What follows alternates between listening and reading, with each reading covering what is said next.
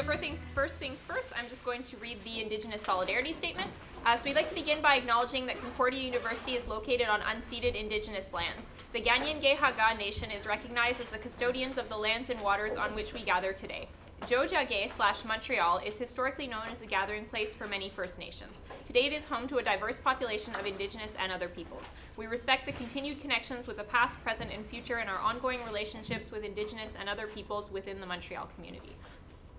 We will have a roll call sheet going around in a couple seconds if anyone can rip a paper. And that being said, there's a couple of requests for excusal. So I've received requests from Zoe, Rory, Patrick, Sophie Beauchamp, Lee, and James, and Sam Miriello as well. So if there's Marlene? Did we say Akira? Okay, seconded by... Oh, can I add Akira? Oh, and, okay, and Akira as well. Good. Okay. Marlene moves to approve, seconded by Kemi. Is there any discussion or questions? Yes, just have a question. Do we never talk about, like, do we never ask a motive, like a one-line motive for these stuff? In the past, it was mandatory, but then it was said that people were uncomfortable, like if they had a personal reason or something like that. And then that was kind of left at that. So as a general, like, understanding, we do not, to answer your question. So yeah. Is there anything further? All right, in that case, is there any opposition to approving the excusals? Right, in that case, that is approved unanimously, and we can move on to the approval of the agenda. Yes, John. Okay, so I have several additions to propose. Mm-hmm. I'd like to add Finance Coordinator's report, Finance Committee minutes, and appointments to Club and Space Committee. Right. Finance Coordinator report, Finance Committee minutes, and the, what was that again? Oh yeah, Clubs and Space. All right, thank you. Margot? Oh, sorry, they're added under substantive. Thank you. You're welcome. Margot? I'd like to add the greenhouse presentation. Like, as soon as it can be done. Yeah, I'll put it under presentation guest speaker. So just for a bit of context, the greenhouse project had requested to present at this meeting, but there was a miscommunication between, I guess, who had to tell me about it, so it didn't end up getting put on the agenda. So if council is amenable to it, they're here now to present. So as long as there's no opposition. That being said, is there any other additions to the agenda or modification? Okay, so if not, I just need a motion to approve the agenda and all items under consent. Yes, Margot? Okay, do we have a second? Marlene? Is there any opposition to approving the agenda and all items under consent? Yes, Jane? Sorry, were the minutes posted? Yeah, I just sent them out. If you want to pull them or... yeah, I'll pull them. Okay.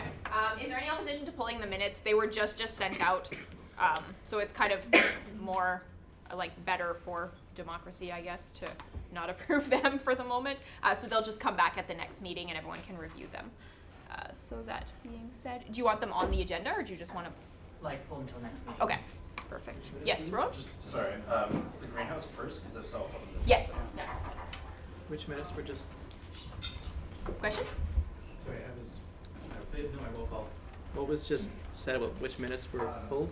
Just all the minutes in general to be tabled till next meeting. The council minutes. Yeah, the council minutes. Okay. Sorry. I should have clarified that. My mistake. All right, so that being said, back to the motion to approve. Is there any opposition to approving the agenda? All right, perfect. So I will fix this up and send it out. And in the meantime, the greenhouse project will set up their presentation.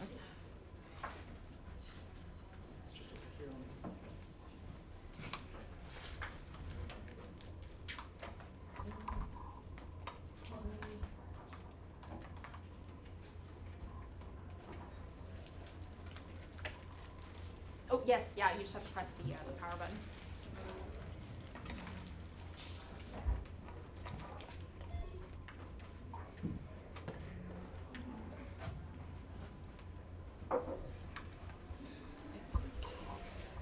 Do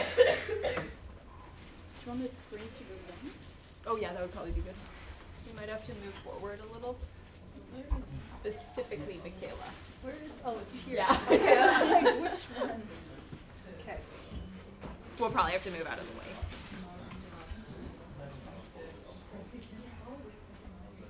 Us? Yeah.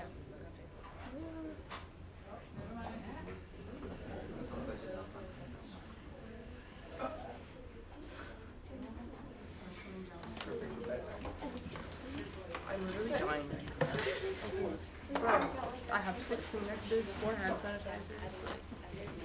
Have you wanted us to switch closer to you? Yeah, I want to be cuddled. I'm cold.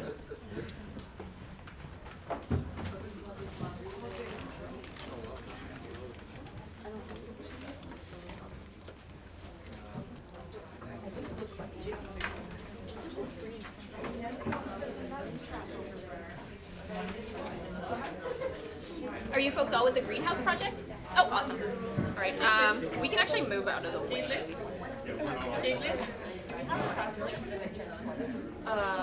No. I didn't know we were gonna have a presentation.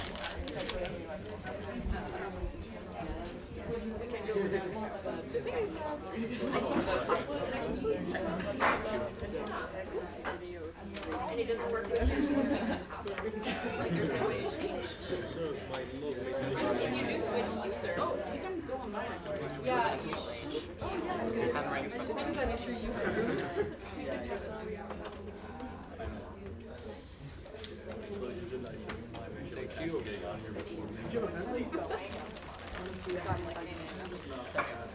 Not kind of losing them.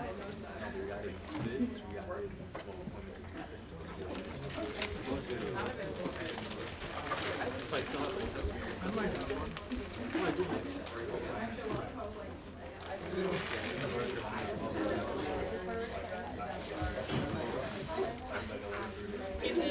I have no idea. I'm a college science student. I did not know how to I didn't hear, oh, you're, no, it's Give me my scissors.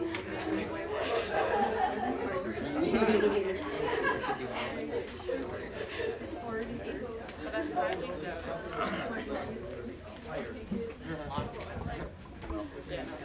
It seems to be this. Oh, okay. I wrote the wrong I checked your face. Okay, that is okay. I thought it was yeah, it's not It's a big going to swing. No. Well, like I think the first time if it hadn't been a closed session ballot, I wouldn't be yeah. And by the time I came online, the last one, like I would have but I wouldn't because I have very strong opinion. I'm just expecting giant bugs. My vote would have. sorry. I can understand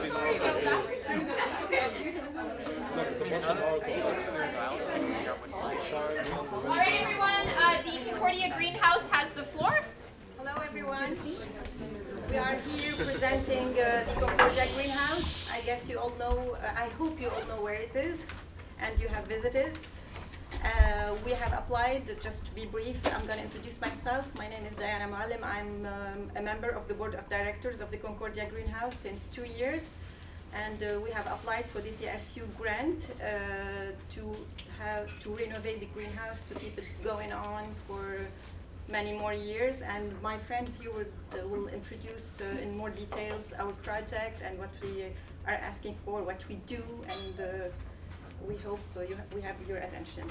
So thank you. My name is Ethan Mermel. I'm an undergrad. I'm also on the board of directors. So I'm just going to give a little background of the greenhouse, what we do, where we are. So it's built in 1966. It's located on the roof of the southwest corner of the Hall building. And it has a unique status because it's actually the only greenhouse in downtown Montreal. And it was originally included in the plans for the building. The mission of the greenhouse is to provide a year-round all-organic green space that fosters community and provides experiential learning opportunities, including volunteering, internships, job opportunities within a year-round growing environment. Our vision is for locally empowered, sustainable urban gardens and greater food security at Concordia University and beyond. We are a nonprofit organization that hosts workshops, projects, and events to raise awareness around sustainable issues, and we collaborate with numerous student groups on and off campus. The greenhouse is governed by 6 board of directors who ensure we are following our mission and remain accountable in our function, and 6 collective staff members that carry out the activities of the greenhouse. It has transformed in its early incarnations when it was used for research by the biology department to its current state after students, professors, and staff from Sustainable Concordia successfully petitioned to save and rejuvenate the space from 2006 to 2008 when the Atrium space was opened for student use. As it stands now, we need to renovate our space in order to remain accessible to Concordia and the wider Montreal community. So the greenhouse, it is in danger of closing without the funds to do major repairs to the space. As it stands, it is a very difficult growing environment for our plants, and the conditions cannot accommodate any new student projects or research. Further, if deterioration continues, the space will become too unstable for people to occupy the space. Since the glass planes need to be replaced, operating systems for temperature and humidity control need to be updated, and the space needs to be made more accessible. Without a major financial investment now, the doors to this space will close. We have been in talks with the university for 4 years, and this is truly our final large effort to sustain the space for students and the Montreal community. Hi everyone, I'm Tess. I'm also an undergraduate student at Concordia and as well a part of the board of directors for 2 years now. I'm going to give you guys a bit of context of what we do, our programming, and our involvement in academia, but just want to apologize ahead of time. I'm sure you guys are all used to the final grind. I didn't have a lot of time to prepare, so I will be reading pretty extensively. So the greenhouse space is a composite of working sites for research, growing, student projects, events, and activities organized for the benefits of students, and a central space to study in. The THM Lounge is a green public study space with a panoramic view consisting of tropical plants and a medicinal tea garden surrounded by chairs, desks, and tables. Open Mondays through Fridays from 11 to 5 in the fall and winter semesters, this space is available to both students and community members, and we estimate that up to 100 people, primarily undergraduate students, pass through the Atrium daily during our open hours. In the evenings, we host a variety of student groups on campus and offer both free and paid educational workshops on DIY sustainability topics, facilitated by students from our City Farm School program, as well as other experts within the Montreal community. The Atrium is a popular spot for many groups from the Concordia community, and we give priority to students who need this space for their academic projects, and also occasionally book the space for academic departments, nonprofit organizations, and other individuals at affordable rates. We're booked for at least 3 to 4 evenings every week and consistently reach capacity for attendance. In just the last year, we've hosted over 100 events, or we've offered over 100 events with over 2,000 participants in the space, with an additional 20 events throughout the community. So now I'm going to go over a little bit of the programming that we offer. The beautiful tropical plants in the atrium of the greenhouse are cared for by our houseplants and atrium coordinator, Paul Fournier, who's with us tonight. With the aid of about 50 volunteers, 90% of which are generally undergrad students. These volunteers dedicate more than 1,800 hours to learning about the houseplants every year. There's a variety of indoor houseplants ranging from majestic birds of paradise to adorable succulents. The collection beautifies the public area and is used for the houseplant propagation program. The propagation program is a great way to introduce students and community members to the basics of plant care and vegetative propagation and care at weekly sessions. The plants are also sold at our popular semester plant sales. Approximately 1 kilogram of the harvested herbal teas from the Atrium planters are donated to the communal kitchen, along with herbs donated from the City Farm School Medicinal Herbal Apprenticeship participants. Our City Farm School program offers a market gardener apprenticeship which runs through over 5,000 hours of farm work and full-day farming workshops covering garden design, composting, fruit tree propagation, seed saving, fermentation, beekeeping, and more. Composed of 3 sessions, the first, the greenhouse seedling growing, runs from March until May, focusing on the skills and sciences of growing soil and seeds. Then the market garden runs from June until August, focusing on urban farming and entrepreneurship through local markets such as our seedling sales that happen in May. Interns work the land to grow their own produce, develop a communal garden, and sell in markets. The 3rd session is the permaculture policy and planning session, which runs from September until the end of November. It focuses on harvest and transformation techniques for medicinal plants and end-of-year produce, permaculture methods of design, fruit forest landscaping, seed saving, crop planning, and garden winter preparation. Interns learn how to use gardening and growing as a source of community engagement, and they also learn about what is happening locally and globally in terms of food sovereignty and systems. Our medicinal plant apprenticeship takes place both at the Loyola City Farm School Herbal Medicinal Garden, which is actually just behind the chemistry building over there, and the Concordia Greenhouse over the course of 6 months to introduce students to herbal medicine. It offers the opportunity to learn to grow, harvest, preserve, transform, and use a few common medicinal plants native to North America, such as yarrow, raspberry leaf, lemon balm, lavender, St. John's wort, and more. People learn the methods of transforming the herbs to useful products, including but not limited to salves, balms, as well as throat lozenges. Some products are made available to the wider public in tea and salve forms, donated to community organizations, and sold at farmers markets. Since 2013, an average of 6 students do accredited internships in the greenhouse space every year. Additionally, we have our 4 Seasons Growing program, which has allowed us to consistently give back to the undergraduate community with hands-on, experiential internships to learn the art of growing microgreens, baby greens, and herbs, as well as helping to bring a steady flow of healthy, nutrient-rich foods to students and the public at the Concordia's Farmers Market pop-ups on Wednesdays in front of the Hive Cafe. The interns and apprentices from our programs have gained meaningful employment and have gone on to create successful, sustainable agricultural businesses and movements here in the city and beyond. With the proposed renovations, these numbers will vastly expand as our ability to meet a more rigorous standard of growing and our ability to experiment and collaborate with academic researchers will become more viable. Currently, we have over 1,500 people that come and volunteer in the space every year, a combination of both students and community members, and we additionally provide community links to possible employment opportunities for students, including consistent networks of opportunity in our social media and student newsletter, as well as directly connecting student volunteers with opportunities within the community. So next I'm going to talk about our role in the educational academia realm.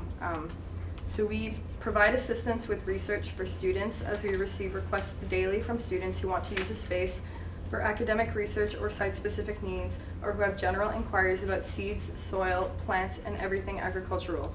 This year we have collaborated with undergrad art students for exhibitions of sculptures and booked the space for their class critiques, and many students booked the space to photograph or film our space and our amazing variety of plants. The site has had specific collaborations in just the past year with faculties including engineering, JMSB, fine arts, specifically within the art and music programs, biology, geography, planning and environment, and communications faculties. This in addition to the numerous new and ongoing collaborations we organize with various student groups and associations on campus, such as Queer Concordia, BIPOC from CSU, CJLO 1690AM, as well as a feature space for members of the Aboriginal Student Resource Center.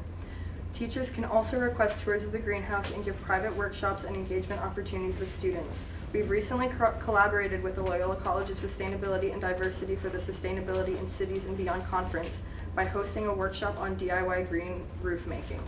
Finally, our Visiting Projects program is focused on being an incubator for student-led initiatives to blossom, such as Hydroflora, a student-initiated project using hydroponics soilless growing practices as an alternative agricultural technique to create sustainable urban living.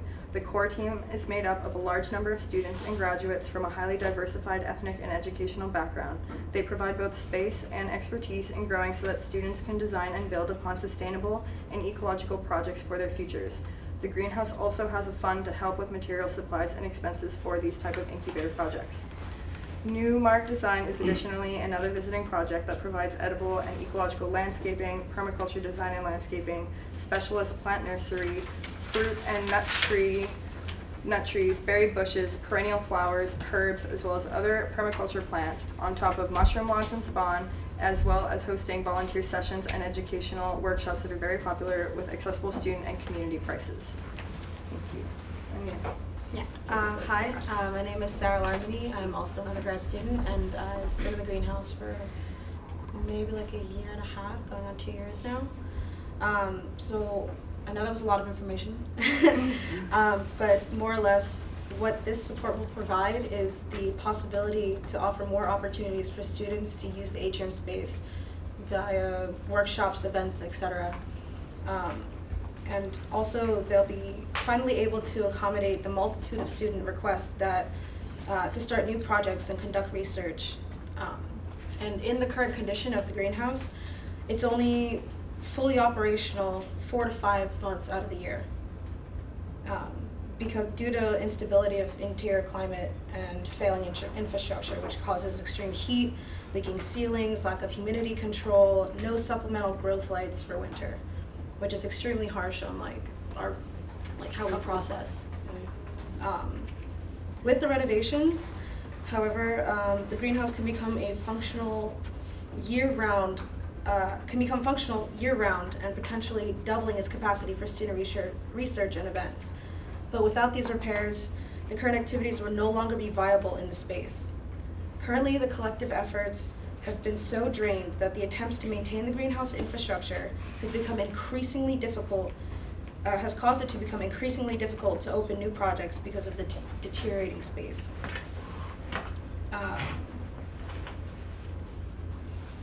With the funds, the students will be able to benefit from the full use of the space, as well as the collective members will have more time to focus on the programming requests. Having a functional, accessible year-round space will also allow us to grow food year-round, which is unfortunately becoming impossible due to the dangerously high temperatures during the summer. As for research on our budget and estimated costs, our current numbers are taken from past consultations that have taken part over the past 5 to 6 years with Harneyways and other greenhouse companies. Our staff has performed extensive research on the prices, and there are standard estimates for the cost of the professionals and specialized labor. But as the process moves forward, these numbers will become a lot more solid, and just as we are able to hire a project manager and work with the university to understand what the requirements will be for these reparations. Thank you. That's the end of our kind of presentation. Yeah.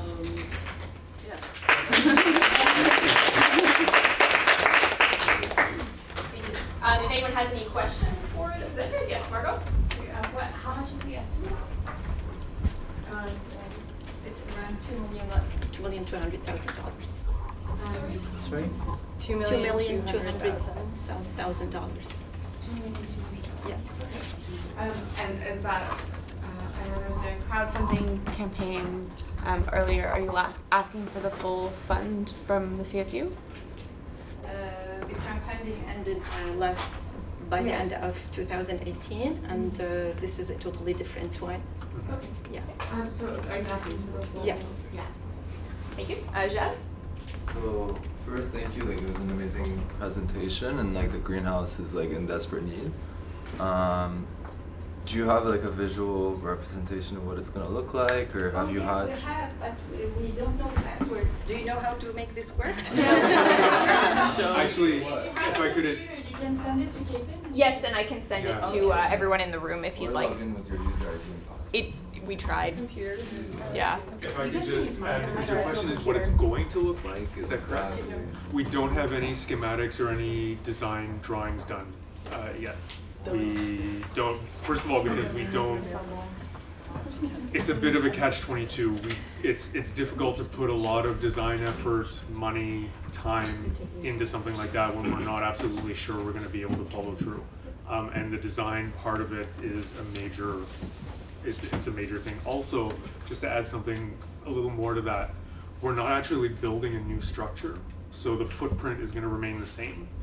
The inside is more or less going to remain the same. We're adding and renovating and tearing out some of the stuff that's the most problematic on this. So we're not building something totally new with asking for this grant. Thank you. Jane? I'm just a little confused. I heard the word funds mentioned a few times. Have you sent a request to the CSU for funds? Okay, so it's already sent? Yeah, we've made it past the first level of approval, and now we're kind of going through the process of getting the next 3 levels. Okay, and you're asking for the entirety of the 2.some million. For $2 million. Yeah. Thank you. Rob?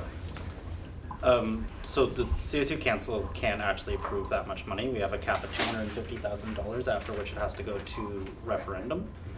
So the best we could do would be to put it to referendum for the fall. My question is, have y'all approached the university, like the CCSL, et cetera, to request funding, and if so, what did they say? Yes, we have spoken with the university. The university is willing to give us half of the we needed to renovate the heat control system, which was an emergency case for the last year. And it was estimated around $40,000, and the university agreed to pay half. This is why we went into the crowdfunding. But then we have the infrastructure all falling out, all the glass are broken, and if we don't do those renovations very soon, the greenhouse will close. We have also submitted. I was just going to say, do you have a follow-up? But go ahead. You can finish what you were going to say. Yeah, we have also applied to many small funds to just fix some small things in the greenhouse, like the chairs, like the tables, like the sitting areas. But this doesn't cover the infrastructure at all. Have you talked to the university specifically about the infrastructure? Yes. Yeah. 5 years. And they're not with them to fortify. You see, the university works by priority, and now we're not on the top of the list.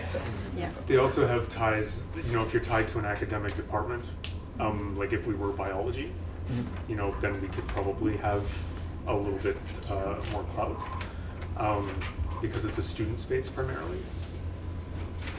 It's a little different. It's a little more difficult. Yeah, I'm just kind of curious, what exactly are we going to be voting for today? Is it going to be like, are we voting for anything, or just a presentation? No, they're just here to present, because if it goes to referendum, they have to come to council to present. Like, it's one of the things that they have. Okay, and also, are we going to get all the documents? Yes, yeah. I believe you just sent it to me? Yes. Perfect. But today, we're not taking any decision. Okay. Okay. I have a question. First of all, thank you for your presentation, and I agree with Chad, it desperately needs a renovation.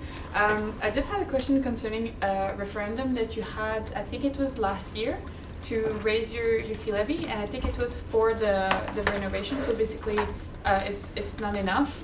That's what I'm understanding, or no, or I'm not sure. 2013, we did build up the fee levy increase. There was an increase. There was one other one to 24 cents, and that's actually low on the lower end of the spectrum for fee levy groups as well.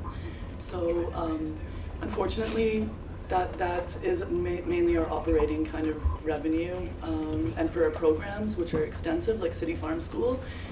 So therefore, we've been kind of cut been put in a situation where we actually need this expansive amount of money for this renovation to happen. We're still kind of running on empty with that, and so that's, of course, we're utilizing everything to our maximum degree. That's why we're applying for this fund. And the fee levy increase that we got recently, I think it was a couple of years ago, if I'm not mistaken, it does contribute to infrastructure quite a bit. So if we have a $3,000 repair, $5,000 repair, even ventilation being $40,000, another ventilation task repair being $80,000 or $90,000. With this increase in the fee levy, we have more of a chance to contribute a lot more. The university can lend us money through various avenues, smaller amounts, and can contribute and help out in that regard. But when we're looking at a major overhaul of the space in order to keep it open, we're looking at expenses that go into the $100,000, $200,000, $300,000 range. Which the fee levy increase, unfortunately, is not nearly enough for that. But for basic maintenance of the space, the fee levy can keep us afloat. Thank you. Yeah, who at the university have you been speaking with about this? Specifically concerning like renovations. Renovations? I assume, like when we go to the university for student space renovations, I'm gonna like. Okay, I can still hear you though. Yeah, it's just easier for me because when we go to the university for space renovations, we go to Roger Cote, who's the VP Services, who deals with facilities management. Is that who the greenhouse has been dealing with? The greenhouse I haven't dealt with Mr. Cote personally. I deal more with David Cruz, who, if I'm not mistaken, is the manager of the building specific, the hall building. So yeah, my dealings have been mostly with him concerning smaller infrastructure repairs, renovations, and stuff like that. I don't know how high up the hierarchy, to be honest, pardon my ignorance on this, how high up we would have to go if we were to have a $120,000 renovation, or we have to have $150,000. We haven't really gotten to that point yet. We're kind of instead of jumping over a mud puddle, we're jumping over the Atlantic Ocean here by asking for this amount of money so we can do everything at once. Yeah. So I don't know if that answers your question. It does. I have like a kind of follow-up question with a bit of it. My concern though is that like what the university loves to do is put the onus on students to pay for massive renovations of university infrastructure. And I'm a little worried that this would be putting the onus once again on students and student money to do what the university should be doing for university facilities, even if they are student spaces. I sit on the board of governors until like May 31st. So if it's a matter of getting, you know, having the conversations with the right people, then we can help with that. Because this is like presenting to council and then collecting signatures and then going to referendum for $2 million, I would really like maybe to have a larger, more in-depth conversation with stakeholders at the greenhouse and the CSU to see how we can pool our resources and actually get in the room with people who should be paying for this, because it has to happen. I'm just not sure if the whole amount should be coming from students specifically. I want to support you in every way possible, and if we go and they say no way, then like let's go to referendum, let's get that money. But like right now I would want to make sure that we've exhausted all possible negotiations and avenues of making sure that the university is actually upkeeping their infrastructure, because you know. I'd just like to stress the point that the greenhouse is a non-profit organization. It has nothing to do with the university. So it's a totally independent. Yes, the structure itself. Yeah, so the problem is too, let me kind of clarify a few points. So actually, the greenhouse was built with the intention to be built in 1966 with the hall building, right? After that, it was used for kind of experimentation and scientific research by biology department before it moved to Loyola in '74. After that, it was really kind of abandoned by the university. The university's intent later was to actually tear it down. The problem is that it's built there. Yes, it's infrastructurally part of the university, but it's really been run and maintained by students and different student groups. So that's the main thing, that we're really not a priority for them because of the fact that they don't look at us as like an academic department, I guess, right? So that's why we've had such a precarious footing, and we have actually been talking to them about funding for this. It's actually like we almost have to have the money from another source for them to even talk to us at this point, and also to present it up to the capital budget committee, and talking to those people with a CSU grant in hand would literally help us to like get this ball rolling, because otherwise it's looking really grim for us, to be honest, and that's why it's kind of at that do or die moment. And yeah, that's why I was trying to stress that, like, yes, for sure, I totally get that infrastructure should definitely be covered by the university for the most part, but it's not really their concern to do that, and it's definitely become a very strong student space and has been maintained by them for a long time, so that's kind of the issue. Totally get that. My point was just like, I want to be clear, like I understand that that's the case, but like right now we can't approve $2 million anyway, so that's, if anything, that approval isn't going to happen until after a referendum in December. So what I'm offering now is like, if it's about making sure that it's put on the priorities, that's something we can do now. But right now we can't, there's no CSU, like we don't have the authority to give a CSU grant, which is kind of the issue. Clarification maybe from Diana or somebody who knows more about this process, because we were told to come here and present, and then there's other meetings that will be later on, and we're actually specifically talking about the SelfFund. So I know that that's like a separate fund, kind of, from other things. So for the SelfFund, this room can only approve up to $250,000. To get anything over that, it has to go to referendum, which won't be until October, November in 2019. So, and then after that, it's binding and it goes to the SelfFund committee. And then, so steps right now is this is presenting, then it's collecting 750 signatures to show that there's intent to put it on the ballot in November. And then after November, it's another meeting. But my concern right now is that the SelfFund is a massive fund and it is for student spaces. And I do understand the struggle with getting the universities to fund these initiatives, but to I just think that like right now what I can offer and what I can offer to make sure that things are moving is I can try and get the foot in the door to make it a priority for the university administration right now, because I can't guarantee $2 million right now. Like that's sort of my, if we can do that, just because also I'm not sure that taking $2 million directly for this from student money when the university does have and could prioritize it is the best approach. So what I'm trying to do is come up with a way that maybe we can say $1 million from the SelfFund and the other $1 million comes from the administration, and we just start having that negotiation, because it is, whether they like it or not, a selling point. Like I loved the greenhouse when I did my Concordia tour. So yeah, that's. Thank you. Yeah, just for the logistics, maybe you all can have the conversation offline, but there's a couple more questions to go as well. Margot? Jad? I couldn't agree more with Sophie in terms of like who should pay for what. Like when you look even at the library, like the renovations that were happening at the library wasn't even paid for mostly by the university. There was some massive government grant that was given to them. So my first question is like, if you have the money to do those renovations, how much of that space would be reserved to like students studying? And I've even like spoken to, because like that's the thing, the greenhouse has always been a thing where it's like, oh, there's a greenhouse, and then I show up and it's like, oh, okay, this is what it is. Okay, bye.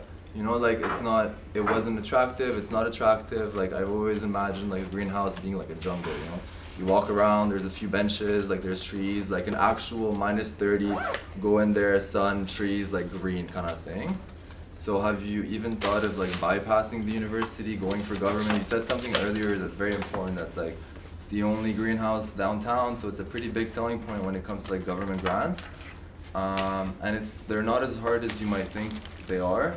I do think a massive mistake, it should have been included in the library as a student space for students to study in the greenhouse, and it could have been an excuse to add it part of the library space, even though it's not in the library building, but who cares about that? Like so have you considered, so 2 questions, how much of it is gonna be students, not like experiments or whatever y'all do up there, and second, it's like, have you considered government grants or not?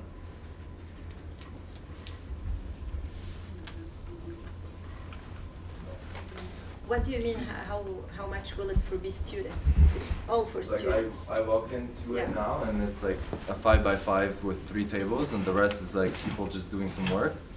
How much of it is gonna look like a library that's a greenhouse? Basically. It's going to, maybe I could answer something. Okay, the atrium space was done, I think, the whole thing from the tables to the tearing down the wall, to getting, some of the asbestos that was out of there was done on a $10,000 budget. So yeah, some of the desks were salvaged. Some of the chairs were salvaged. Over the years, it's gotten a little bit better. It's gotten a little bit worse in the climate.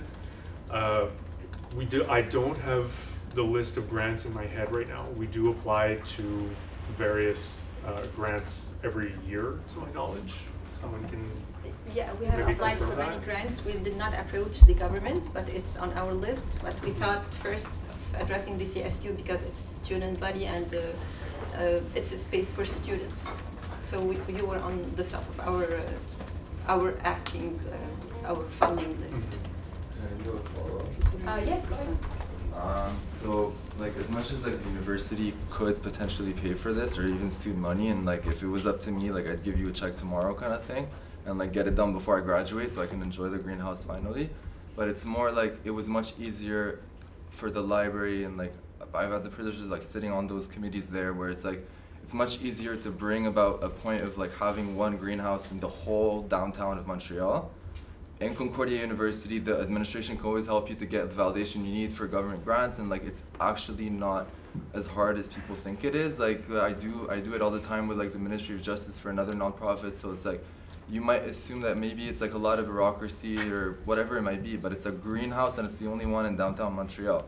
So like government grants, and as big as they can get, you can get a lot of money. Like the library, it was funded by government, and like it's an open space. If that requires you opening it to not only Concordia students, so be it, So it's like, just have it open 24/7 and Concordia students can pay for the rest, like with $1 or something per fee. So it's like, would you consider doing government grants? Like they will go up to like $2 or even more $1 million kind of thing. Yeah, thank you for bringing up the subject. We definitely might consider government grants. Yeah. Thank you. John. Okay, so I'm John. I'm the finance coordinator for the student union, and I guess this is the first time I'm hearing about this, and it's a $2 million ask.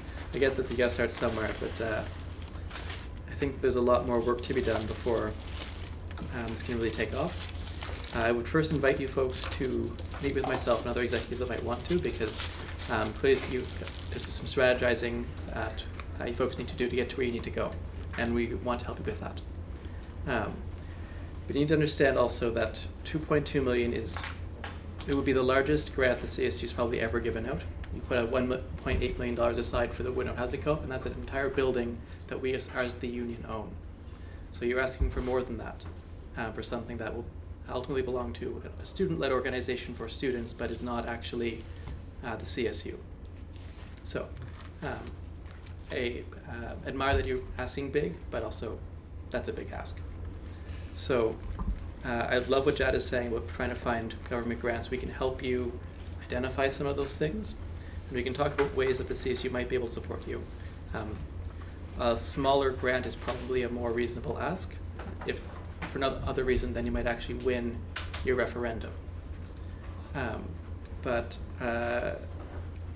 in addition to meet with us, we can help you come up with some plans and refine your asks and come up with a better strategy to assemble the $2.2 million you need. I don't have a crystal ball to read the future, but it's probably not going to happen 100% CSU funding. It'll be hard to sell a referendum. So you guys just need to do a lot more work at this point, because when you said that you had first stage CSU funding, I don't know what that is. And I think that's a problem, that I don't know what that is. Maybe I missed a meeting somewhere, I didn't read a document, but I haven't heard of this until this meeting.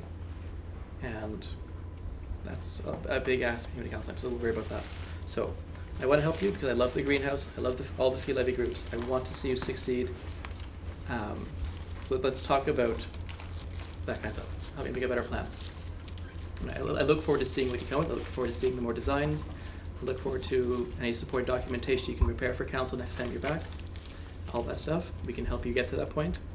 Some things you might want to consider as well.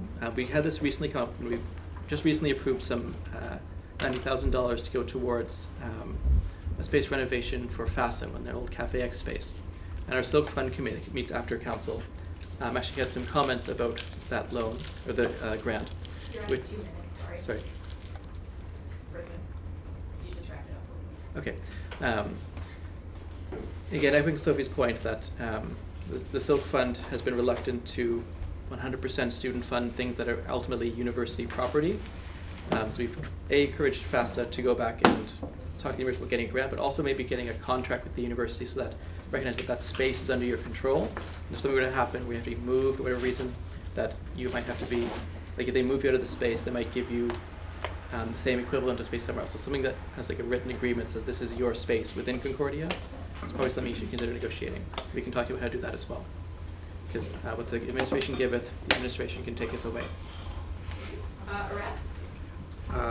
So I'm not going to talk about funding. I think that's been done well enough by people who are more qualified than me. I just wanted to know that, like you mentioned, pardon me, you mentioned how you've impacted students in a variety of different ways. Do you have any KPIs, metrics, whatever, that can help me get an idea of just how many lives are impacted overall, like aggregate level? Oh, geez, sorry. Okay, I'm gonna start moving my sandwich. Aggregate level KPIs and stuff. Maybe for the next meeting when you come to us, this would be something, I don't think I saw it in the PowerPoint presentation. This would be something that I would love to see and love to compare back to other fee levies and just kind of have an idea of how much this 2.2 million is really, or however much we're going to end up contributing, is really going to end up benefiting students, because that's the purpose of coming to the CSU, I'm guessing. So do you have some idea right now? Or? Actually, we have really good reach, actually. We're definitely the most followed group at Concordia. We have the biggest following. All of our events go very, very far. In fact, most of the time we have 100,000 people that we reach for events. 20,000 minimum. So it's a very popping place, and we do have tons of people coming through all day long. And in our presentation, we didn't actually add in as much about talking about how many people come in the evening as well that aren't just students. Lots of students still come to workshops, but there's also like community members as well. So in terms of actual reach, we're doing really, really well. So just to define the word reach. Yeah. What do you mean by How many people you're reaching on social media and other stuff like that. It'll give you actual numbers with analytics and stuff. So at least a minimum of 10,000 per event, and it goes up to 100,000 for plant sales and other stuff like that. Okay. Or popular events that we have, like different workshops and things. Okay, but okay. We do also have numbers that we can get you. Yeah. We have an annual and report we'll that get that documents together this sort of things. So in our presentation and, too. And do we know how long like these renovations are gonna last or whatever until you guys are, well, eventually maybe 10 years, 20 years, I don't know how many years down the line, but eventually you guys are probably gonna need another big renovation. That's the way. Well, it's not going to go into perpetuity in perfect state. This equipment that we're asking for is, I guess, to use the old expression, time tested and true or something. So it's something that lasts, probably will give us another 40 years easily. We're not installing any new technology that hasn't been tested. We're not installing anything experimental. This is really bare bones infrastructure, basic greenhouse mechanics and building that we need and equipment that we need. Ambitious growth, but like none within like. Strangely enough, none of this that we're asking for in the grant is ambitious. Okay. It's all just basic greenhouse operation equipment that's necessary to keep the place open, running, and most of all safe.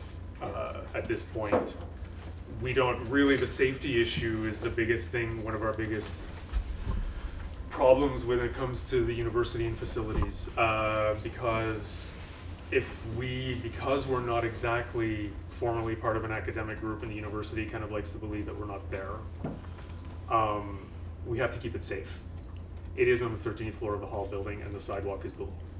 If a pane of glass decides to slide, where does it go? To the sidewalk. There's a fence, but you never know what can happen. So there's a lot of this grant and a lot of the money that we're trying to find is really to make sure that the structure can A, stay open first and foremost, and B, be functional for students to use as a study space. And there was another person who asked for some numbers about the size of the study space, which I can answer later. But yeah, to be able to use it for what it's built, which is a greenhouse and a grow space originally. Right. Well, my question is, actually, I understand that you guys are operating under a restrained amount of time, since you guys are having to take care of living, breathing little things, right?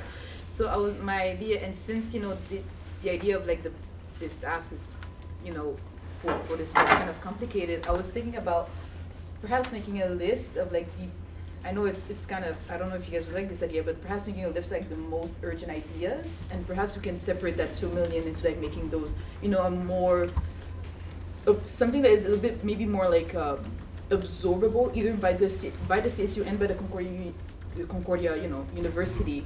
Would that something be, something that could be doable? Is that something maybe you guys would be interested in doing? Absolutely.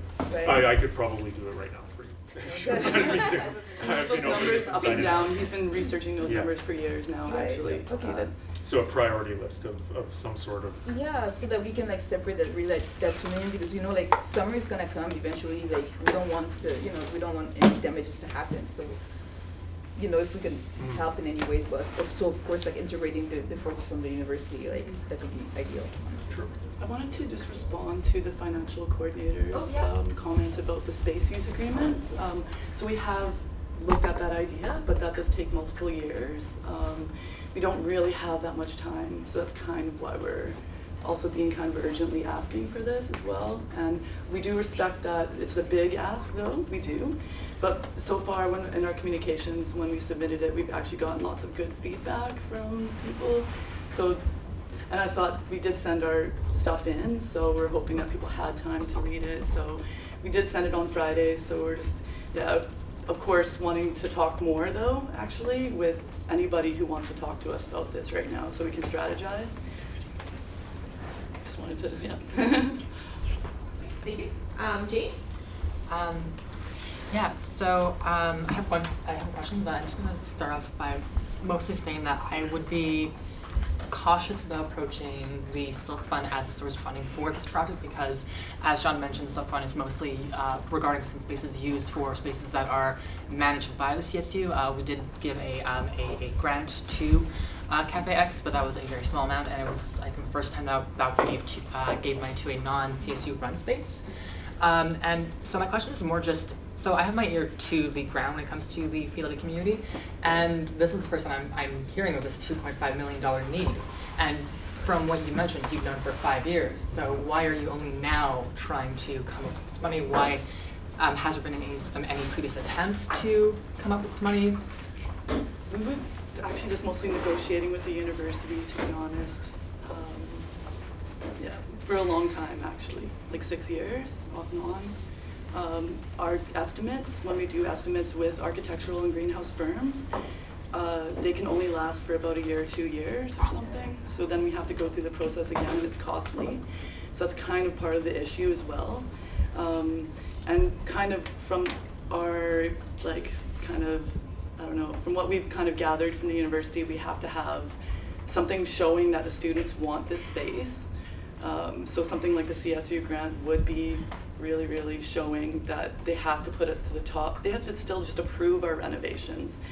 So we have to have the clout when we get to the top to approve with something there, you know what I mean? So that's kind of what the spot we're in. I don't know if that kind of answers it a little bit. Well, yeah, go ahead. I don't know if there's more, yeah. Right, so I mean, it's not just the idea that, like, even if you were negotiating with the university, why has there not been any attempts to get other sources of funding? Because you mentioned that you apply for grants, that you consider maybe the CSU as a source of funding, but again, you're only now doing this when it's at the most urgent. Like you said, it's do or die. It's no longer a puddle of mud, it's an ocean. So I'm wondering, why have we come to the situation now? Again, yeah, do you want to? Yeah, I want to say something from my perspective because I'm on an operational level in the greenhouse pretty much day in and day out. And in the past 2 to 3 years, we've noticed that most of the projects that are applying for space, many of the projects are requiring a more, I'm not going to say sophisticated, but they need a basic amount of infrastructure to work, like consistent heating. And also our own projects in the past couple of years have been failing due to increasing infrastructural problems. The seedling sale for City Farm School since last year, they lost, I think nearly, if I'm not mistaken, 30 or 40% of their seedlings last year because March was hot. You know, so we don't have a ventilation system that can take care of that. So I would say probably in the last 2 years, the urgency has gotten a little more, a little stronger. The atrium section, the leaks that are in there the past year and a half or so, some damage has happened on the roof that the panes are sliding a little bit more. And when I say sliding, I'm talking like maybe a few millimeters or a centimeter. And a lot more rain is getting in. So I guess in the past couple of years, we've noticed a lot of aging of the structure. Something has caught up to it. So that has made us a little more antsy about trying to get money to fix it. And maybe there wasn't as much of a strategy before about what kind of grants, whatever. This is our beginning, kind of, actually, on looking out. And but we're obviously looking, we can obviously look into other grants as well. It's something that I've been wanting to do, but we've actually kind of been on hold to wait to talk to you guys about this a little bit. It's just kind of like a snowball effect a little bit. And once we actually get enough funds, that's when we can take our case to the university and seek their approval just to do the renovations, because it's their building, right? But they really have, in certain ways, kind of forgotten about that space, or they just, it's really on the back burner for them, but it's like critical in the functioning of many different programs, like city, or the sustainability degree at Loyola College. Like there's a lot of these ties that we have that they're crucial. We're trying to keep our things going, like the seedlings and everything, but it's literally at that point where we're like, yeah. Sophie, this one's yours. You can wait a second.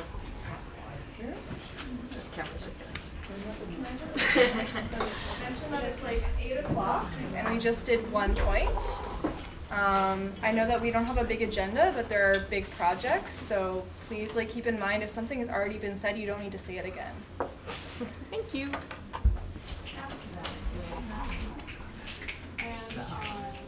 On that note. Yeah, so on the Strategic Planning Ad Hoc Committee. Right, so we created it last week. The idea is that we'll draft basically an outline to give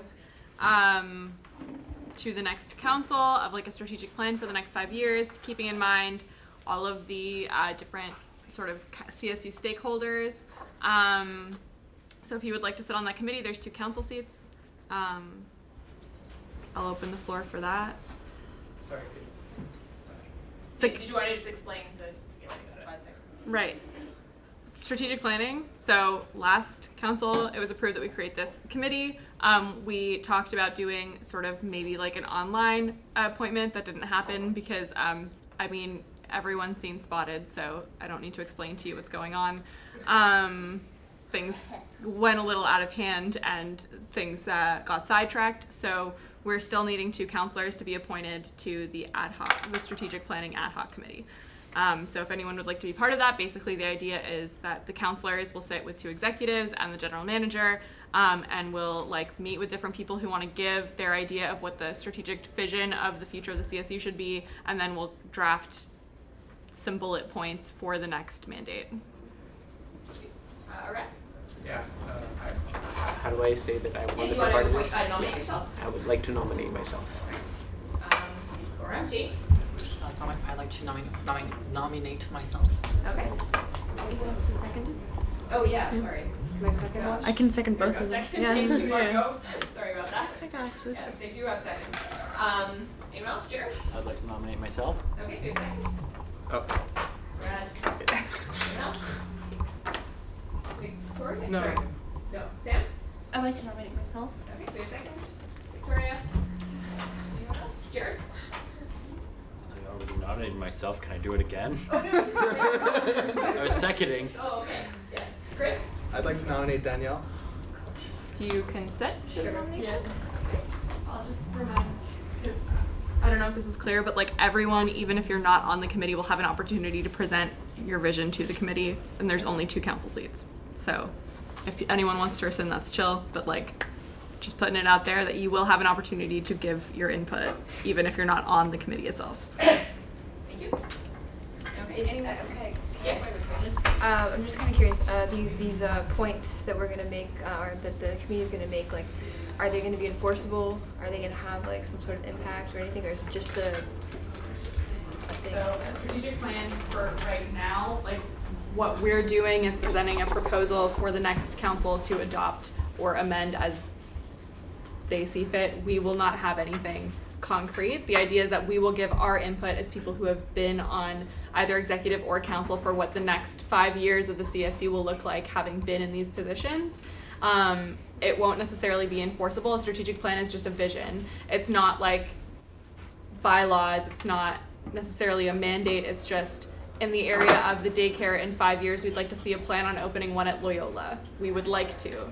A strategic plan is not something that's like, I don't know if you've heard about the 9 strategic directions of Concordia, but they're pretty vague. So strategic plans don't necessarily have to be enforceable documents. It's just, this is what we would like to see. This is how we would like to see it. And the logistics of that is up to whoever follows us. It's just making sure there's a collective, cohesive idea. Thank you. Yes, Victoria? Does it include like what we've done as well?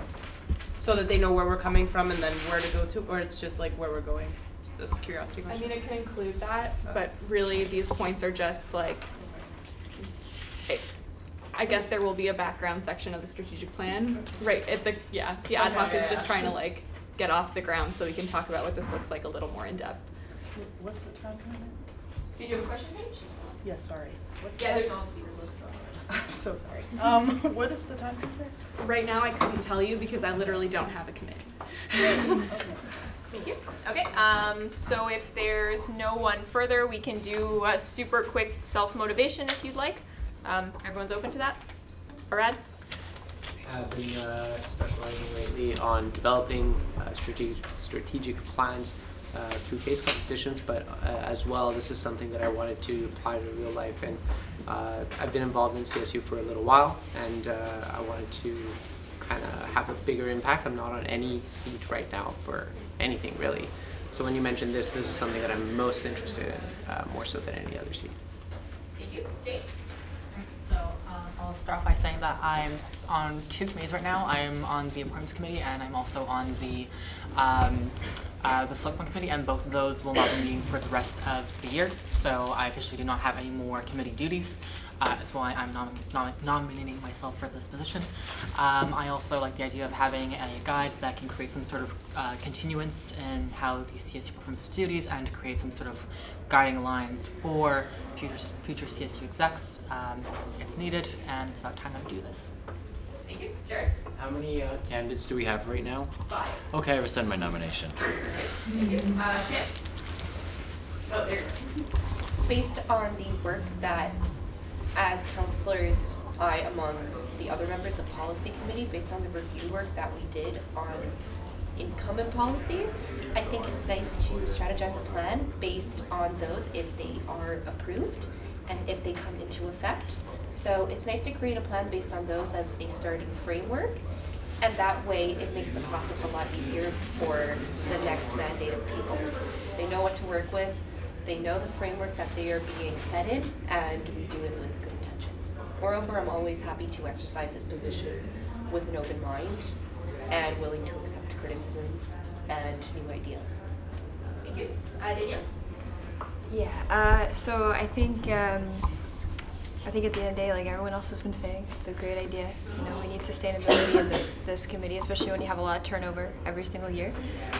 So I've only been here for like 2 or 3 months, but I think that gives me a unique perspective on what the council represents and what it means.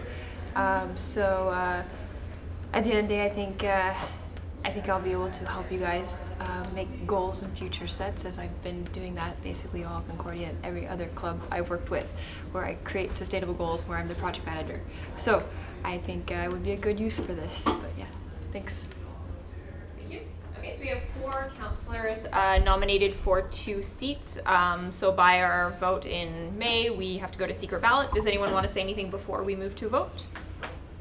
All right, so I will give you the tiny papers. Sorry, they're very tiny today, so you might have to. Do you need to help with the distribution? I've got Elizabeth. So it's the people who've nominated themselves are Arad, Danielle, Jane, and Samantha in alphabetical order. We get 2 votes. Yeah, and you get 2 votes, or 1 vote, 1 abstain, 2 abstains, however you want to. No, you cannot. Yeah, it's folks. Just to repeat who nominated themselves, there's Arad, Danielle, Samantha, and Jane. Super popular today. Sorry, Elizabeth's coming around. Arad, raise your hand. Yes. Someone said who's Arad.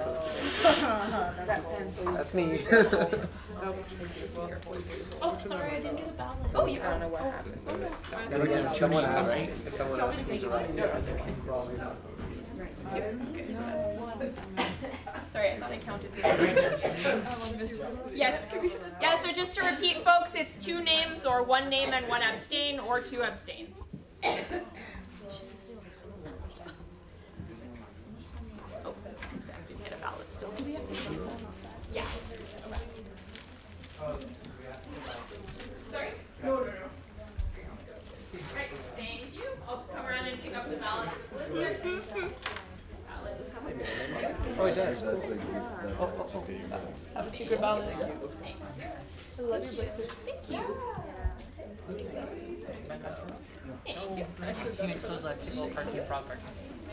Did you vote, Jake? He's anti-choice. Did you all vote? I did. Okay. Chris, did you vote? Yes, I did. Okay, Right. perfect.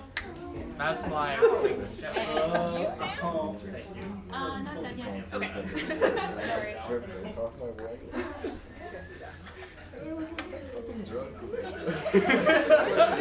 Sorry? There's 4 people, right? Yeah, it's Arad, yourself, Danielle, and Sam. I know not sure. Oh my god. How do you do your hair? No. Jane. Yeah. Jane. Trying to figure out who's on, who's like, who are we voting for? Wait, What? Me neither, but it's less impressive.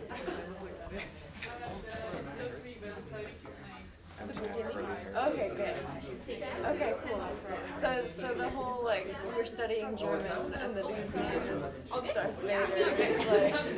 It's rad, but there was a tie vote between Jane and Samantha, so we have to do a runoff ballot. So you all have to pick. Take two. One person. Fight. Did you get a vote? Yeah. Yeah. Okay.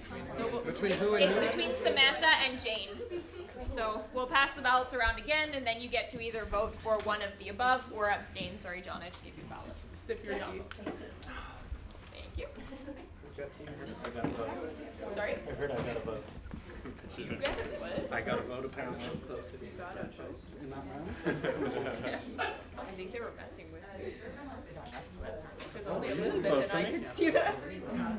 I do this time though.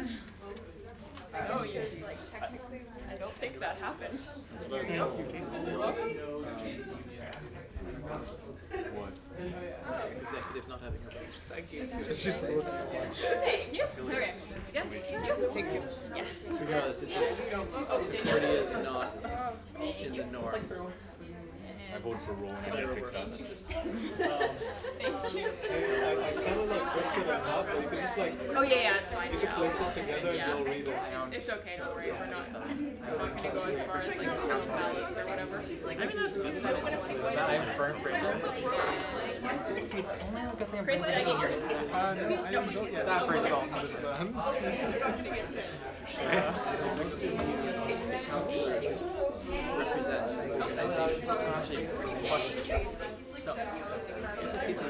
Would you nominate yourself? Yes. I think so. Did everyone vote? Okay, perfect. Did you? Yes. Alright. I tried not to say it. But you were saying it's wrong. No, we have another Do you know what this is?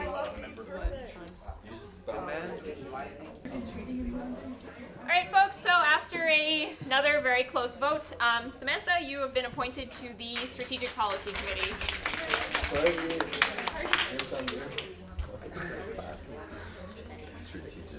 You don't deserve class. You weren't in a tie. All right, so the members of the Strategic Planning Ad Hoc Committee, or the counselors, are now Samantha and Arad. Is there anything further on Strategic Planning Ad Hoc Committee? Okay, so if not, we can move on to Clubs in Space. We did have a resignation between the time I submitted my report and today. So David Ferraria is no longer on Clubs in Space. John, do you want to speak to it? Sorry. I was not paying attention. What happened? Oh, sorry. With a resignation of a councillor from council who was on the Clubs in Space committee, there is now a vacancy that needs to be filled. So it's not a whole lot of time here left. The year's almost over. But we are at the point where clubs are starting to start planning for their next year. So it would be helpful to have someone fill that committee. We're looking at maximum probably two meetings, maximum 3 meetings left in the term. So I really encourage you to join that. I'm still myself orienting into the internal affairs position myself. So you'll be coming to the first Club Space committee of my own. Next one is probably next week. So yeah, join us. We'll have fun. We'll learn about it together. Thank you. Is there anyone who'd like to appoint themselves to the Clubs and Space Committee? All right, we'll go in this. Yeah, John? If you're an executive of a club, you can't be on this committee. Jane? Myself. Okay, so second. Samantha? Move along. Judd? Nominate yourself. Yeah. Second. Okay, seconded by Rad. Is there anyone else who'd like to nominate themselves? Jared? Okay, there's second. Is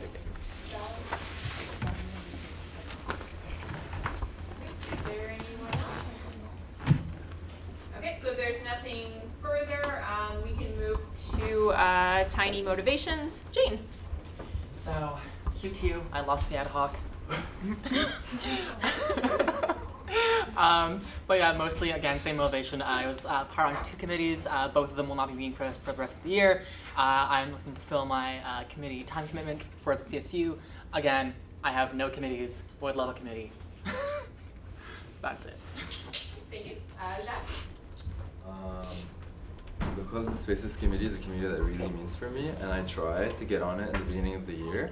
I couldn't because I was an exec, but now that I've retired from my student politics life, I would like to be on that committee because we can use the time that similar clubs that have similar interests to put them like kind of together to save more space so we can give more clubs more space. Thank you. Thank you. Jared? I like clubs and spaces. I'm done classes on Friday, so I've got nothing but time for a couple meetings. If it's smack dab in the middle of exams, I'll be there because I don't have any exams. So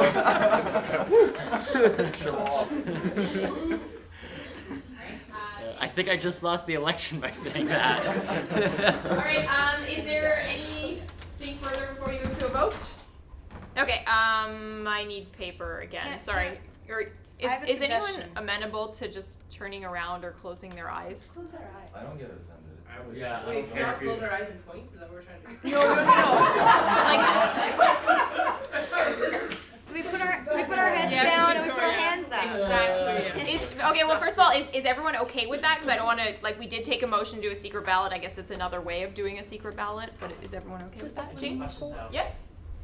Are any of y'all on committees right now? Because I said mine. I am not. Show. I'm kidding. I believe I'm on Loyola. You know what?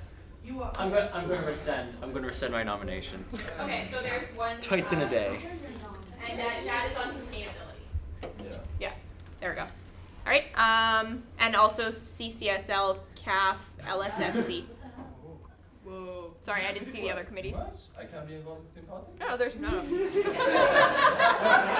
Okay, so is everyone amenable to voting with their eyes closed or with their heads down? Just so we can. No? Eyes closed. What? Are you okay with if we vote like close, just put your head down and vote type thing? Okay, I just want to make sure everyone's okay with it. So if everyone is okay and there's no opposition to it, we can move to a vote. So I'll do the roll call vote. So say the person's name and then you can vote. And then I will say the next person's name and you can vote. I mean, even like the journalists and the people from Honestly, I'm uncomfortable with it. Okay, that's fine. That is fine. I just need paper then. Sorry, I didn't expect there to be several paper ballot votes. Oh, you do? Okay. We can do it online too. We're Don't worry. No. Just like one half. Oh, thank you. Yeah, thanks. I really didn't expect like. I was showing you, but I guess not. Should get into the paper ballot later. I voted. Yeah, can I get a stick? Yeah. Sorry? Oh, no, it's okay. Like, sometimes I bring them, but. Caitlin, do one less rip. That's fine. That's what I'm going to put for One less, she already has. Oh, okay. Okay, so I'll pass out the ballots, and then Elizabeth and I will count them. Oh, stage. Thanks. Chad. I was prepared. Oh, thank you.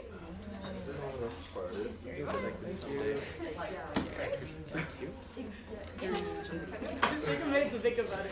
But you don't see the names of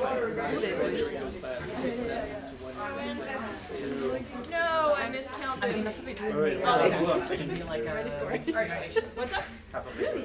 Oh, yeah, they like clickers. Also, yeah, here. Oh, thank you so much. It's fine. Here you are. And here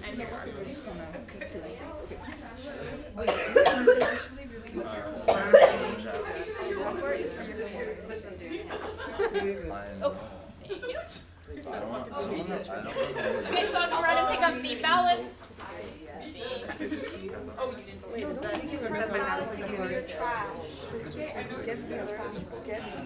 Or Paige, Margot?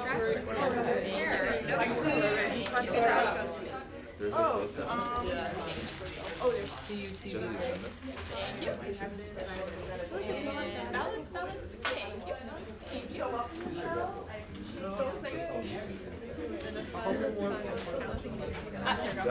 There.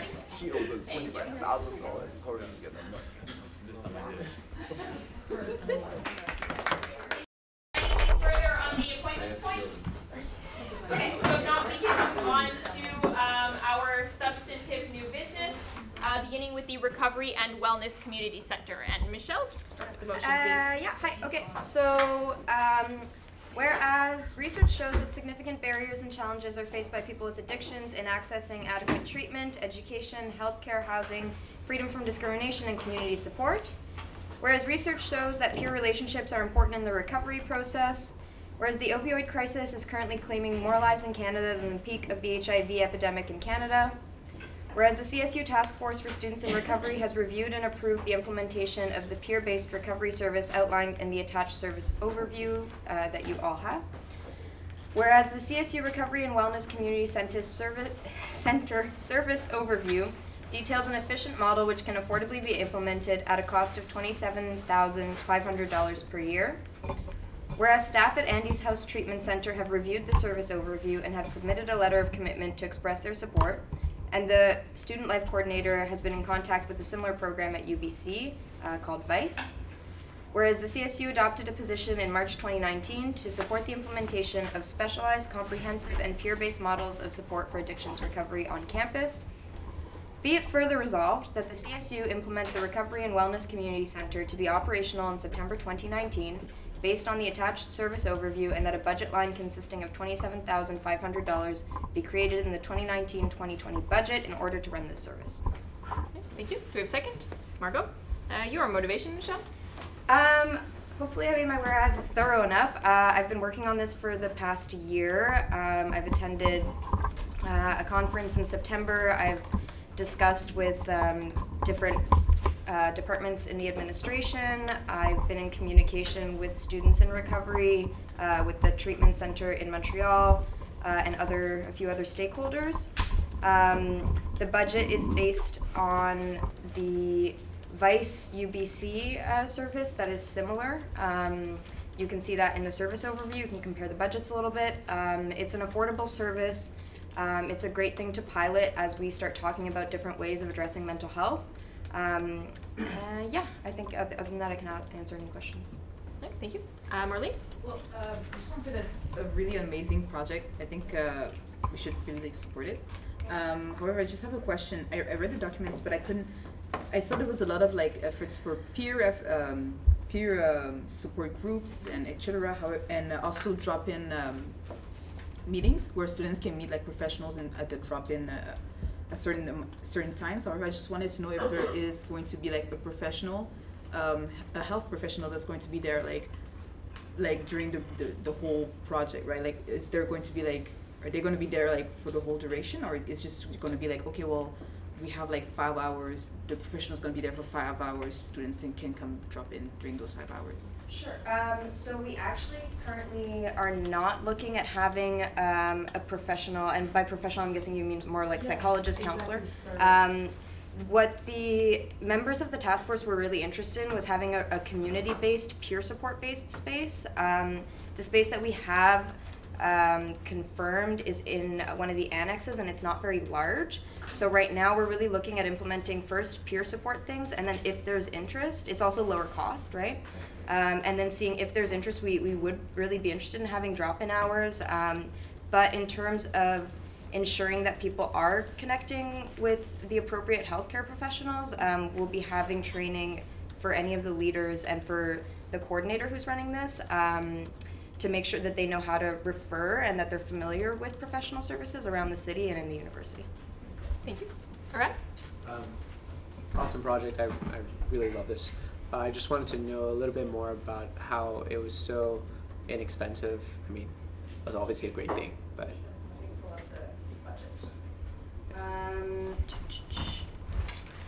I sent you guys a lot of documents. Yeah, I did skim the budget. Yep.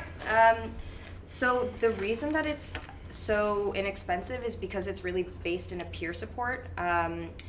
The coordinator salary is the most expensive thing you'll probably see. It's part-time because we wanted to just sort of start in the first year to see, to have the space open maybe 3 days of the week. So most of the meetings are either going to be facilitated by the coordinator or by some of the peer leaders that will have done training. So there isn't a whole lot of professional expenses that come in with that. A lot of it is having snacks and coffee and some money for workshops. Yeah, a lot of people will do workshops for free, but we did budget to pay for the facilitator honorariums. I mean, right now, like, it's not a full, like, treatment center, right? It's really just a space for people to build the kind of community and peer support that they need. So yeah, other things that we might want to do in the future might be more expensive, but I think it's a really good place to start to get feedback from what people want. Actually, I wanted to build off that in my follow-up. So what are some of the follow-up, I guess, expansion plans, or whatever you want to call it, in the years to come, and how are we, like, what are we going to track to see if it's effective, and if like these new expansion plans are cost-effective as well, just like this current plan? Yeah, so a few ideas that I put at the end of the document was pushing the university for scholarships for students in recovery, having training for staff and faculty at the university so that they're familiar with signs and symptoms and referral, having the drop-in counselor, and maybe educational events for the wider community. In terms of, for the wider community, yeah. Like right now, all the stuff is really targeted at people who have substance use issues or concerns that they might have that. In terms of tracking the progress, we are planning to implement a lot of sort of feedback from the people using the service. So that can be the people that are just generally using the service and feedback cards and things like that.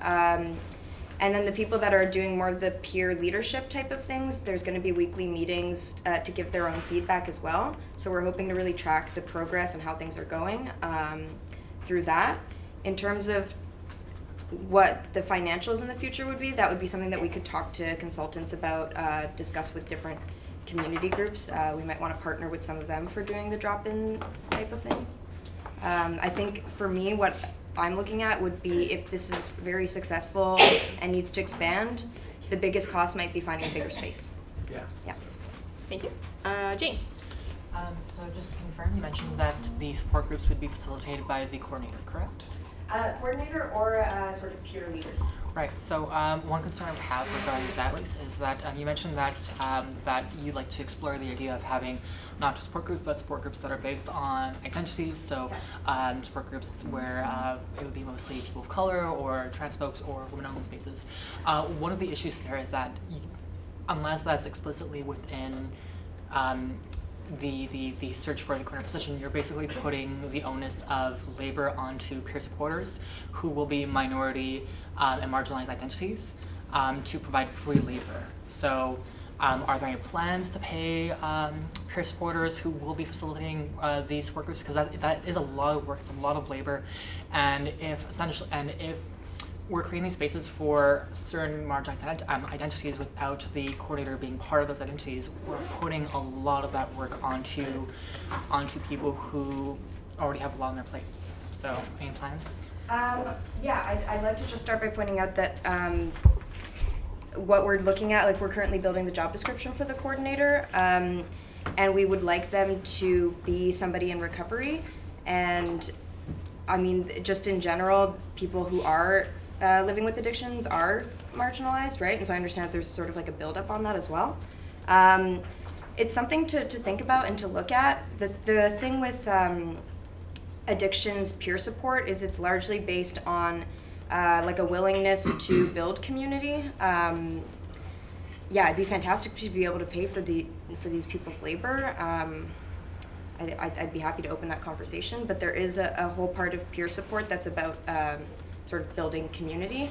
And then, I mean, we can have the discussion on whether building community should be something that's paid for or if it's something that's a volunteer basis, but yeah. Thank you. Samantha? Yes, I don't know if it actually helps, but in the handout, in the booklet, it does state that if there is a demand, we will look into creating meetings that cater to specific substance/process addictions, women/non-binary and men meetings, LGBTQIA+ meetings, and meetings for Black, Indigenous, and people of color. So at least that idea is already rolling on the ground. Yes, one more question, it says that the space is available in a room on campus in an annex building. Yep. Are you looking to have 2 spaces on both campuses? That would be ideal. Space is so tight at the university that we were incredibly lucky to be able to get this space to begin. But if anybody hears of a space at Loyola, I think that once we launch things and have an idea of what the numbers are, that's absolutely something we could do. Thank you. Oh, yeah, do you have a follow-up? Sorry, yeah. Yeah, go ahead.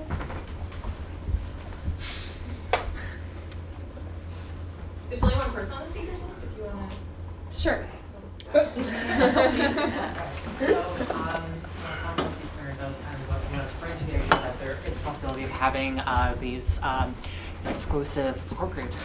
And while I understand that peer support is very much about community building, support group management and organization is so much more than just peer supporting. Peer support and organizing support groups are 2 vastly different animals. So just one question is just the motion that's on the table. Is the budget included within that motion? Yes, it is. Yeah, so we can open the. Okay, yeah. So then I'd like to amend the motion. Yeah. Oh wait, no, sorry. Can I also clarify one thing quickly? Yep. The peer support, the peer sort of what we were talking about, other people, peer leaders taking that on, they wouldn't be organizing their own. They wouldn't be taking on like the operational, but they might be leading meetings. So the coordinator would do more of the kind of legwork for a lot of that. Actually, it was kind of more of a point of information. So yeah, go ahead. Yeah, sorry. Right. Yeah, so I'd just like to amend the motion just to add an extra $1,000, so to raise it to $28,500 under a budget line for support group leader honoraria. To be divided however the coordinator sees fit, but that is there for the people who are leading these support groups. Okay, do we have a second? After. Yeah, go ahead, Jane, for motivation, sorry. Sorry. Yeah, so my motivation is essentially what I said earlier, just the idea that even though people who are in recovery are part of a marginalized group themselves, people who have stacked marginalizations do exist, and especially since these are people who will be leading these groups meant exclusively for marginalized entities, it's really important that we respect and honor the labor that they put forth, especially since even if the coordinator is going to be coordinating these meetings, they will not be within these meetings, and that's where a lot of labor takes place because they are very emotionally draining, they're very labor intensive, and they very much can escalate, and de-escalation is a very big part of that. So to really respect and acknowledge the labor that they put forth, having them be paid for their labor is a very important part. Can I amend it to 1,500? Yeah, so you want to add 1,500 to the 20 Yeah, million? yeah, Jane said 1,000, I want to counter with 1,500. Okay, do we have a second? Paige, do you want, so the current number on the floor is $29,000. Your motivation, Michelle? I'm just not sure right now of the number of people that are going to be interested in leading this, and I'd like to have enough to be able to give people an honorarium of at least $100 for their work. Okay, is there any, yes, Paige? What space were you thinking of having this in? We have the space. Okay. Confirmed. It's P102. It's, if anyone knows where Queer Concordia used to be, it is that space. It is small. Is that an accessible space? No, it is not. Cool. Alright. Oh, sorry. Can I just counter it? Yeah. Sorry. That's not bad. But, unfortunately, well, it was the only space available. That's kind of how we came up with it. The other thing with finding a space was that it was important to us to find somewhere that was discreet. So, and a lot of the more discreet spaces are the annexes. So I mean, we didn't have a choice anyway because there was just one space, but we did have to sort of balance accessibility and having a space that's a little bit more private, that's not like in the hall building. Right. Yeah. So how do you plan to like make up for? Been a lot of questions. Sorry. Okay. There's a bit of a speakers list. Arad? Yeah, no, tiny question. You just amended 2,500. I wanted to ask, like, is there a logic behind the number? Like, why not 2,000? Why not 1,000? Like. Right now, the amount of people that are quite confirmed to be involved as leaders in this endeavor is about 5. That's the people that I'm working with, and that number might go up. And I think that at least $100 honorarium is sort of what we're looking at. Thank you, Jane. Right, so in terms of space, I would recommend reaching out to certain members of the affiliate community, particularly the Center for Gender Advocacy. They do have a space that is fairly physically accessible. They did a needs assessment of how accessible the space is. It has some issues, but for the most part, it is accessible to wheelchair users. So that is a space that you can maybe reach out. It is also very secluded and a bit more private, and it's perfect for those sort of meetings. Thank you. Paige. I guess just what are you planning to do to make up for the inaccessibility of the building in the interim between like maybe finding a better space or whatever the solution? I mean, you're speaking about physical accessibility, correct? Yeah. Which I also would like to acknowledge that like this is Montreal and it's really fucking inaccessible. Like I totally understand that, but yeah. Yeah, we've started talking about it, and we, like, I'll be honest, haven't really come up with any clear solutions except for the fact that we don't plan to use the space forever. But we might have. I know there are different organizations in Montreal that do these sort of accessibility assessments and suggest different accommodations that might be able to make. So we could reach out to some of them, and we can also look into the Center for Gender Advocacy as well. Thank you. So the current motion on the table is to have the last be it further resolved be an amount of $29,000 instead of $27.50. Is there, yes, Danielle? Yeah, there's no one on the speakers list, so I was going to say, is there any opposition to this amendment? No, but does it include that last line that says that 1,500 is specifically reserved for honorariums? Oh, is that what you wanted? Oh, sorry, I misunderstood the amendment. Okay, Thank so you. in that case, it would read, be it further resolved. Yeah, that. Be it further resolved. I'm just trying to make this into English.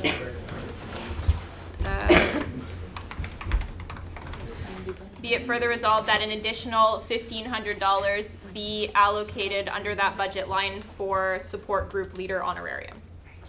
All right, thank you very much. Thanks for pointing that out. Is there any opposition to that amendment? All right, so in that case, we're back on the main motion speakers list, and it's Sam and John. Yes. So in the handout that was provided to everyone attending the meeting, yes. In the handout that was provided to everyone attending the meeting, it also said that workshops would be conducted on mindfulness and meditation. Is this a potential opening to coordinate with the mindfulness program that we have at school? Might they be open to it? That's a really interesting idea. Yeah, we just sort of threw down a few ideas, and I mean, there's reasons behind all of them. As people in recovery, we thought that those were all useful things. Yeah, there's a lot of potential for collaboration with the workshops. We would like to prioritize people that are in recovery, and so people that are using the service and reach out to us and say, I'd like to hold a workshop on this, will be given priority. But the mindfulness project, as well as like the rec therapy students and the art therapy students, are all really interesting collaborations that we can look into. Yeah, thanks. Thank you. Okay, in that case, there is no more. Oh no, sorry, John was on the speakers list. Where are you? Here you are. When we as a team ran for the executive last year in our elections, our number one platform point was establishing a sort of peer support program. That was what we told students we're going to do. And we're finally here with a really solid, detailed research proposal around creating a peer support program. This is something that students voted for and sort of expect to see coming out of the CSU. I hope that that alone will earn some support in this room for this project. But I really just want to congratulate Michelle on the work that she's done producing all of these proposals and this research. This is something that exists at some universities, largely in the States, but is not a service you see at a lot of student unions, and that's really a shame. So it's a good, I think it's a great opportunity for the CSU to be showing some leadership and working on making sure there's more services for students that are battling with addictions. So the conversations tonight have been about things like, you say you want to create these specialized groups for specific identities, maybe later. Other considerations like accessibility of the building, all these things, maybe other groups you can work with. All of these are great ideas. but that doesn't mean that the motion on the table now is the way that this group shall be written in stone forever. It'll take some time to establish a group like this. You don't just build community by getting a bunch of people into a meeting. It takes a lot of consistent, intentional work. And if we find that down the road there's more demand for expansion of the service, we can do that. And we should do that. So even if all of the things aren't in this proposal yet, that's not a reason not to support it, because it's okay to start small sometimes when it's a pilot project or a first year for something. So if you focus on a couple tasks, do it really well, and then work on expanding it later, that's probably better governance than trying to do all of it at once in the first year of a program. So keep those in mind, but above all else, I am so impressed with the work that Michelle has done to get this far, and I'm really excited to see what can be done out of this. All right, thank you. Okay, in this case, we have no more speakers list, so we can move to a vote. So all those in favor of the motion as read by Michelle, please raise your placards for the amended motion. 13, all those opposed? 0. All right, so that carries, I think, unanimously. Okay, is there anything else to mention on Recovery and Wellness Community Center? Can I say anything? Yeah, absolutely. I just want to say how much I appreciate the unanimous vote and the support on this. I think a lot of people know that I'm in recovery. I've been living with addiction for about 8 years. I've been sober for just over 2. And a lot of people in my position don't have the opportunity to be in positions of powers like this and the ability to implement some of these programs, so that the fact that you guys are supporting this it means the world to me. Thanks. Thank you very much. With that, we can move on to...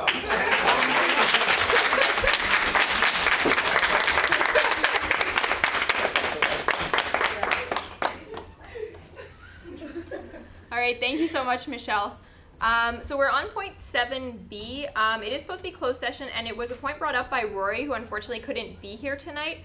And part of Rory's proposal was to ask Louise what exactly their needs were with respect to remuneration, but Louise isn't here either, so I am asking Rory what they want us to do. Yes, John? These conversations have already been happening. We've already had these conversations with CUTV and Louise.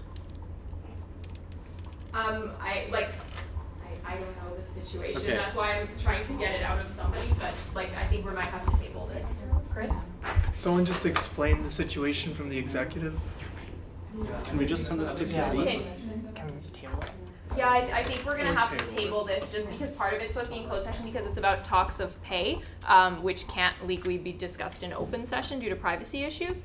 So if I don't get a response, I think that's what we're gonna have to do, Rory. Rowan. Sorry. Sorry, it's because I'm looking at a conversation with Rory. Finance committee has authority up to $50,000. I don't think this is going to cost more than $50,000. This has come back to council a lot. I think this should just be dealt with by the committee, if it hasn't been already. Which is done. John? So two things here. One is that governance by ambush is not how we do things here at council. I have no idea what Rory proposed to council. I don't know the context behind it. I asked him what was going to council and didn't reply to me. So I don't know what's happening here with this motion. But what I do know is that had he asked me what was happening with any issue, I could have given an answer, because myself, Louise, and CUTV have had discussions and reached an agreement already. This is a settled issue to me at this point. And leading on from that, I would ask that the chair not add agenda items to new business substantial if there's not a motion to be distributed from council, so people have time to read what's being proposed. If someone's not going to be at a meeting, they can send in their thoughts in advance. It's not democratic practice to do it that way. So I guess whether that's a point of order or just a motion, I would ask that if you don't have a motion in writing submitted to the chair, that it be an informational point rather than a substantial point. Point taken. Thank you very much. Victoria? Oh, I still feel like second that. I don't know if I. No, yeah. Okay. It's for me I to do. Carlos? I I move to table indefinitely, honestly, if it's already been discussed. Okay. All right, seconded by Jared. Do we have, is there any opposition to tabling it? Okay. Was that opposition to tabling? Yeah, I would rather just table it till the next meeting, just because like it's no one's point here. Roy brought it up. Yes, maybe it's been discussed previously, but like it's important to at least like try to respect one another's motions that we bring to council. If we table it indefinitely, yes, Roy can pull it, but we can also vote against pulling it. So I would just table it till next meeting. No, you can just bring it back. Tabling indefinitely just means like, meh. You can literally bring back the same motion. Vote on it? No. Sorry. Yeah, so is everyone okay with tabling this until further notice? Okay, perfect. So that carries unanimously. In that case, we are on rescinding safer spaces policy. And this is Michaela's? Yeah. Okay, so whereas the sexual violence and safer spaces policy makes the safer spaces policy and the CSU standing regulations redundant, be it resolved that the safer spaces policy be removed from the CSU's standing regulations. All right, do we have a second? Margot, your motivation? Yeah, so yay, we have a sexual violence and safer spaces policy because it was ratified from the policy minutes. Basically, over half of the safer spaces policy was already covered by the sexual violence policy, and it was just kind of strange for it to be separate. And then the additional part about events and how to make them a safe space, there's like a guideline that goes at the end of the document, and I've like Sophie and I have expanded on it to like make things more accessible and to like consider other things that just to broaden kind of the scope. That's pretty much it. We'll talk about it more on the sexual violence point in the informational section. All right, thank you. Is there any more discussion? Okay, in that case we can move to a vote. All those in favor of rescinding the safer spaces policy, please raise your placards. 11, all those opposed? 0. All right, that carries. Is there anything else on this agenda point? Okay, so in that case we're at Bill 21, and this is Michaela again.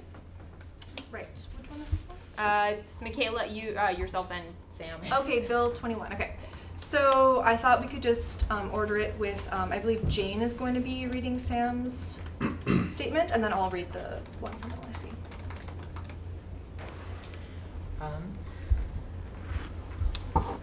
Right, so it's just the letter itself? However Sam wants it. Okay. Yeah, you just sent me the letter to read. Go ahead.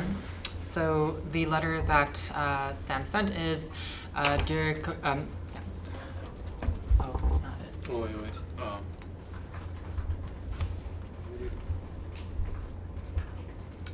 I think it's just, yeah, the supporting. So whereas the CSU represents the rights, interests, and aspirations and needs of more than 30,000 students of Concordia University who come from different racial, ethno-cultural, and religious backgrounds, many of whom identify as Hindu, Jewish, Muslim, and Sikh women and men, whereas CSU supports and adheres to fundamental rights and freedoms enshrined in international human rights instruments such as the International Convention on Civil and Political Rights and the International Convention on the Elimination of All Forms of Racial Discrimination, as well as the domestic human rights instruments such as the Canadian Charter of Rights and Freedoms and the Quebec Charter of Human Rights and Freedoms, whereas the CSU supports high-quality, universally accessible post-secondary education as a fundamental human right for all, whereas the CSU values and promotes the values and principles of equality, diversity, inclusion, and an intersectional feminist and anti-oppression approach towards all its endeavors and actions, whereas the CSU is opposed to any laws, regulations, policies, and actions, public or private, that has the effect of negating, diminishing, compromising, or violating the fundamental rights and freedoms enshrined in international and domestic human rights instruments, whereas in the name of laïcité and the collective rights of the Quebec Nation, Bill 21 has recently introduced by the Quebec government in the National Assembly, seeks to ban religious symbols among certain classes of public servants, judges on administrative tribunals and in common law courts, private workers receiving contracts from the government, and others who freely choose their faith. Whereas in the name of nicety and religious neutrality, Bill 21 also compels the provisions and reception of public services with the face uncovered and limits accommodations on the basis of religion. Whereas Bill 21 suspends the Canadian Charter of Rights and Freedoms by invoking the notwithstanding clause and seeks to subject the interpretation and application of the Quebec Charter of Human Rights and Freedoms on the basis of state laïcité. Whereas Bill 21 violates the Canadian Charter of Rights and Freedoms, particularly its guarantees of fundamental freedoms, which is everyone has the following fundamental rights, which is freedom of conscience and religion, freedom of thought, belief, opinion, and expression, including freedom of the press and other media of communication, freedom of peaceful assembly, and freedom of association, and equality rights, which states that every individual is equal before and under the law and has the right to the equal protections and equal benefits of the law without discrimination, and in particular without discrimination based on race, national, ethnic origin, color, religion, sex, age, or mental or physical disability. Whereas Bill 21 will produce disproportionately adverse and negative consequences on the constitutional and civil rights and the fundamental freedoms of members of religious minorities, in addition to First Nations peoples in Quebec, who are Concordia students, CSU employees, or part of the Concordia community. And the overall Bill 21 will produce further discrimination, penalization, and marginalization of these persons. Whereas Bill 21 constitutes a form of legislated barrier and deterrent for Muslim women in particular in their exercise of their right to education and to enjoy employment opportunities at Concordia University. Whereas Bill 21 will likely impact and infringe on the rights and freedoms of First Nations, Inuit, and Métis individuals covered under Schedule 2, including students, faculty, and CSU employees of Concordia to practice and engage in their spiritual traditions by wearing spiritual symbols. Whereas Bill 21 will deter many future Concordia students and immigrants from other provinces and countries from seeking education in Quebec, enrolling at Concordia University and other institutions of higher learning. Be it resolved that the CSU declare that Bill 21 is unacceptable and unconstitutional, state-sanctioned discrimination against members of religious minorities on the basis of religion, gender, ethnic, or national origin, and race, among other grounds. That the CSU declare Bill 21 is an unprecedented assault on the part of the Quebec government on human rights and freedoms that have been recognized by the United Nations and enshrined in Canadian law as fundamental and universal since the Second World War. That the CSU declare Bill 21 as a state-sanctioned violation of the rights of students of religious faith, particularly Muslims at Concordia, to education, as well as the right to employment and access to related services that are fundamental to their well-being, freedoms, academic, and professional endeavors. That the CSU rejects the exclusionary concept of the collective rights of Quebec Nation that does not recognize the rights of Indigenous peoples and others of citizens, residents, and minorities within Quebec territory, including religious minorities. And that the CSU, in partnership with other student unions, communities, and faith organizations, and other stakeholders in Quebec and elsewhere, undertake all necessary and proper but democratic means to challenge the defeat Bill 21 through mobilization, education, and litigation, and to protect and promote fundamental human rights and freedoms of all Concordia University employees and students, and of all people living in Quebec. So I'm not sure if that's what Sam wanted me to read. That was actually mine. Ah. It's fine. I guess we need a second, and then I can elaborate. Okay. Yeah, we just need a second. Sophie, Okay. your So, motivation.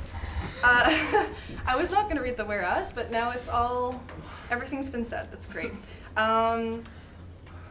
So I don't think I need to explain the whereas is really talked all about it. I think it's important to mention that this is not my motion. The Legal Information Clinic worked on this all last week with CAR, which is the Center for Race Research Action, Race Relations, something close to that.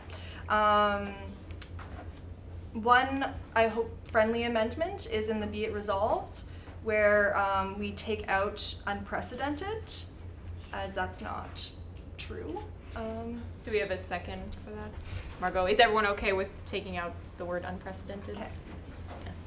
Yep, so Walter mainly worked on this. He's done a lot of work on this issue, especially with Bill 62. That was, I guess, a little over a year ago.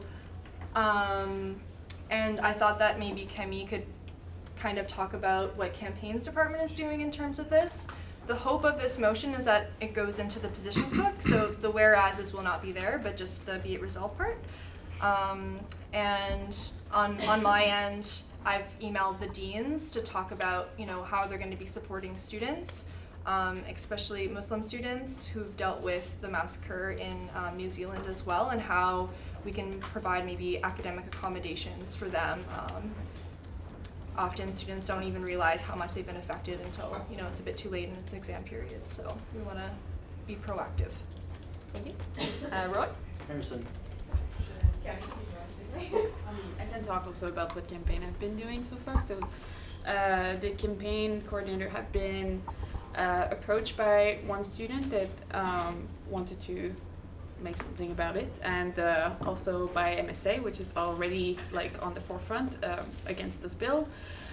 We are organizing a press conference next Wednesday, and we're having, I think right now we're at 6 speakers for this press conference from different part of the university. For example, we have faculty member, a student, we have someone from the Center for Gender Advocacy. We are in contact with the Aboriginal Student Resource Center to see if someone can come out as well.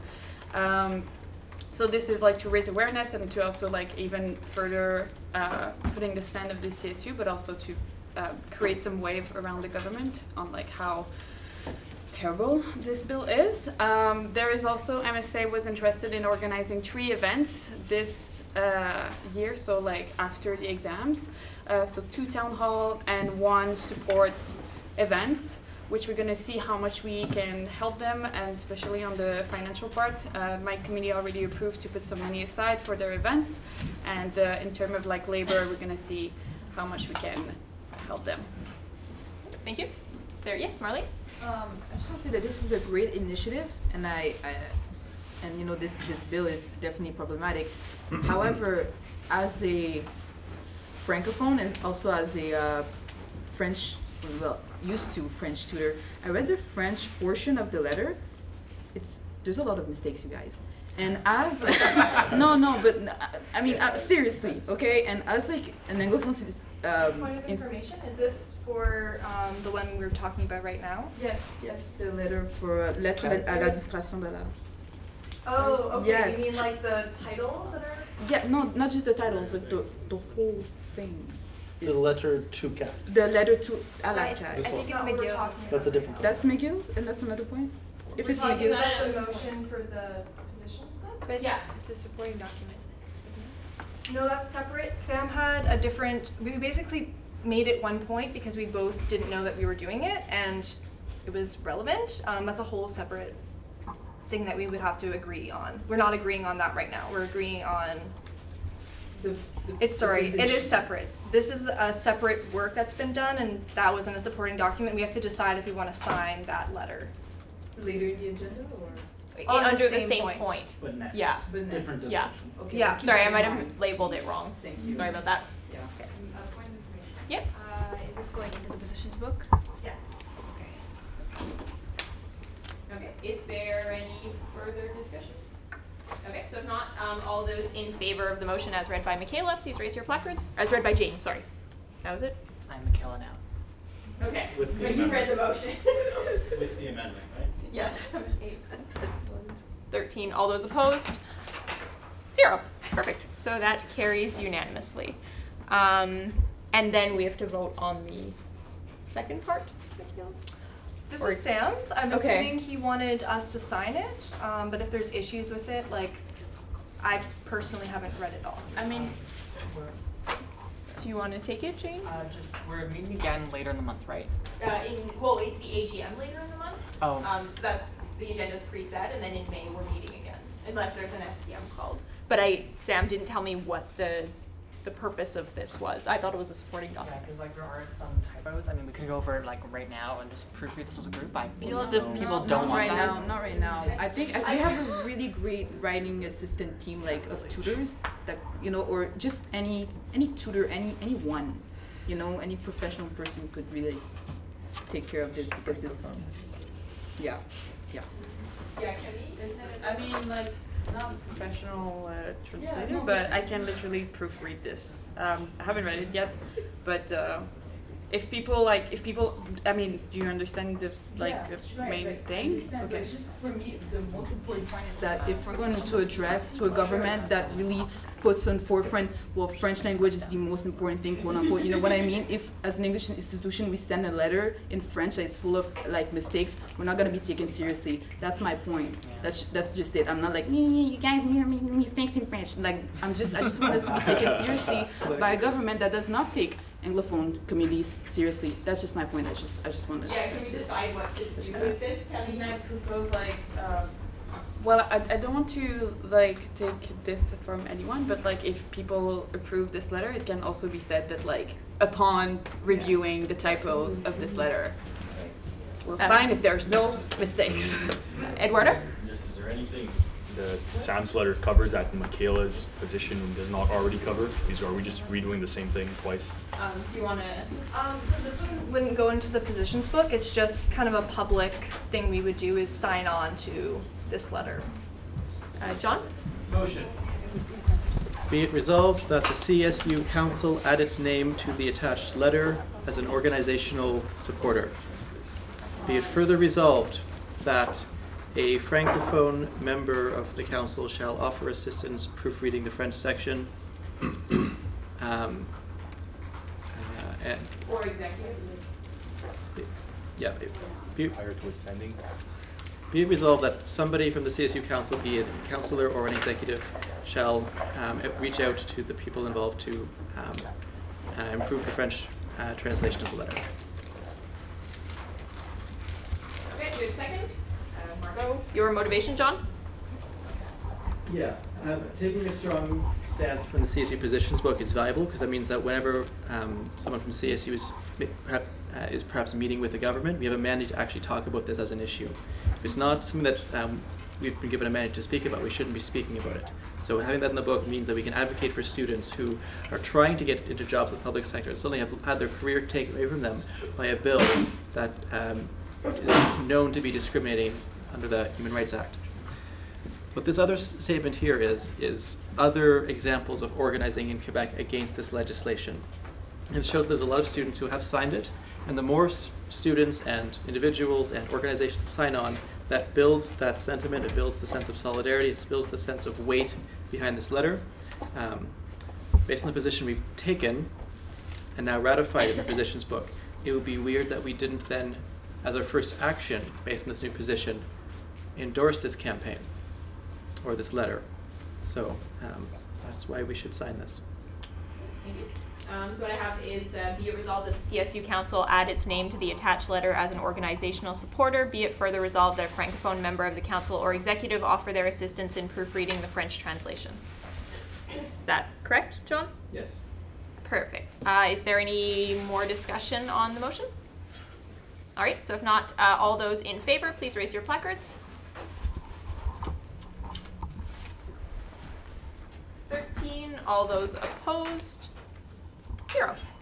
All right, so that carries unanimously. Is there anything further on this agenda point? I know. Nothing? All right, perfect. So in that case, we are on the Finance Coordinator report. And if you just want to begin with a motion to approve it, John? Oh, sorry, we're on AGM, sorry. My mistake. Kayla, it's yours. Yes. Okay. So, as per bylaw 5.1, I motion to call an AGM for April 29th from 2 to 4 p.m. All right, do we have a second? Arad, your motivation, Michaela? Yeah, basically that'll be the date in which our annual report will be ready. The agenda for this is in the bylaws. It's the CEO report, the audited financial statements from last year, the annual report, and usually also the auditors, but we're in the middle of like agreement already or a contract with them. And food will be provided. We need quorum of 30. Share the invite. Please pass the motion. Yeah. Okay, thank you. Yes, Eduardo? 29th is an exam day for a lot of students. Would it be possible to move this probably to the 28th, which there's no exams on? That's a Sunday. Yeah. Wait, pardon? It's on a Monday. Yeah. Yeah, the 28th is a Sunday and there's no school. Yes, yeah. Is it wrong to hold AGMs on weekends? Yes. The unfortunate thing is that many people have exams, but it'll be less likely that people will have an exam because it's at the end of exam period. That's our rationale for it, and it has to be before the 30th. So we're cutting it right there, yeah. Thank you. Kemi? Also, if I may, on this, I organize a bunch of meetings in my time, and usually when you are in class, you have more chance of like going to an AGM than rather if you're home, and then you have to go to school to go to that meeting and then go back. So like usually if it's like just after your exam, you just go in and you went to like the meetings, and then after that you go home. Thank you. Arad? Arad, go ahead. No.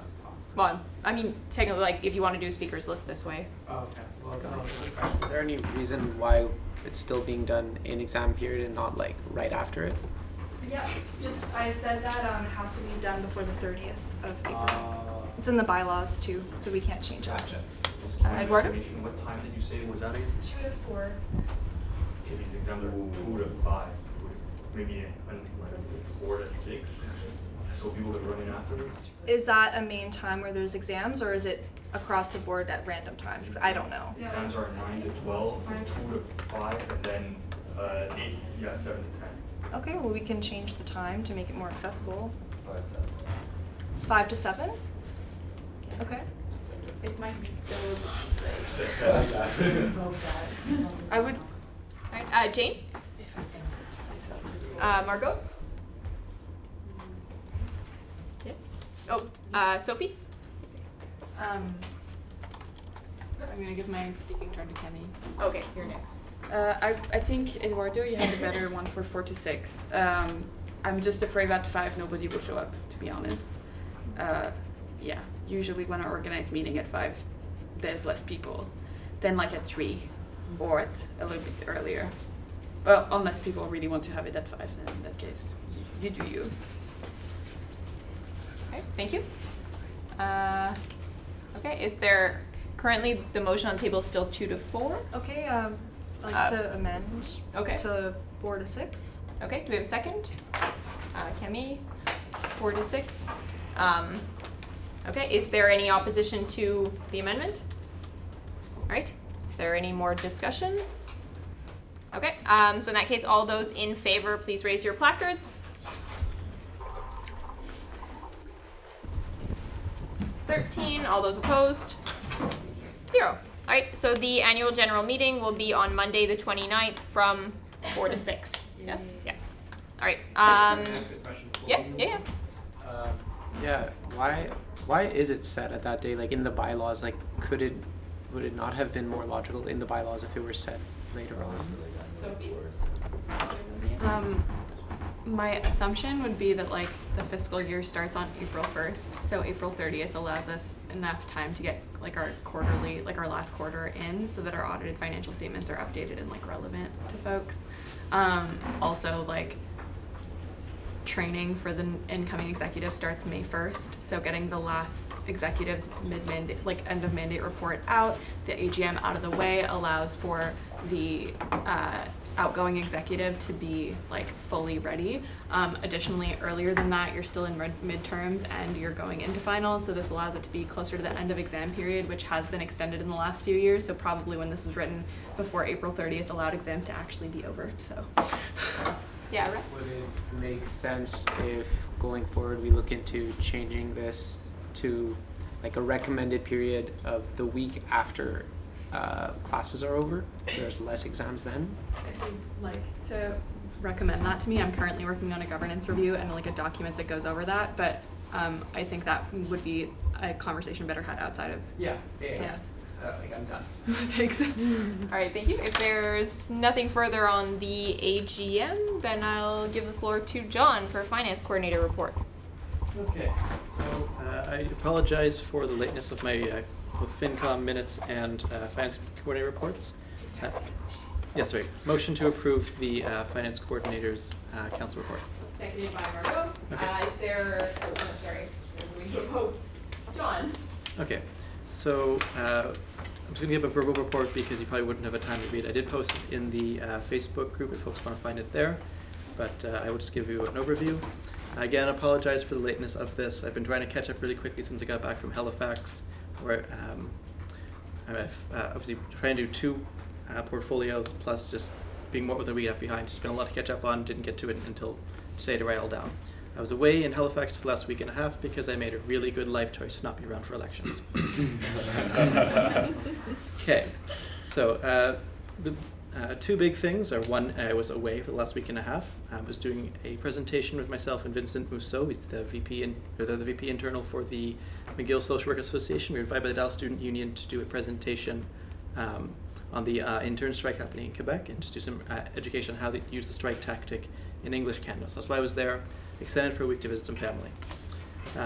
The other most notable change in my world in the last month has been the fact that we've had an executive resign, and so rather than using the clause in the bylaws to appoint a new coordinator, we've chosen not to fill the position until the end of the term, and instead I would take over as the acting internal coordinator, because it's the least amount of work for me, because I already do club check recs anyway. And what we'll be doing is then several staffing changes in order to cope with the extra workload that's going to be put on me. One will be taking the existing clubs director as a part-time person. They'll be taking on full-time hours with a little bit of extra responsibilities. Plus, I'll be hiring a finance and internal affairs executive assistant who will be helping me full-time until the end of the term. And creating the job descriptions for these, working with the staff union in order to get them all to a point where we can agree, and then doing the job hirings. That's been a lot of my time. It's taking up quite a bit of time that could be put on other things. So it's, even the act of getting extra capacity has been draining me of capacity, ironically. But anyway, that's where it is. I'm not going to read all of the little points, there's both big ones. So as I said, working on the job descriptions. I'm doing interviews for those positions, plus a third job description we've posted around creating a governance review project coordinator that'll help us use the policy on policy we just passed through policy committee minutes and feed our standing regulations through that new framework that's set out.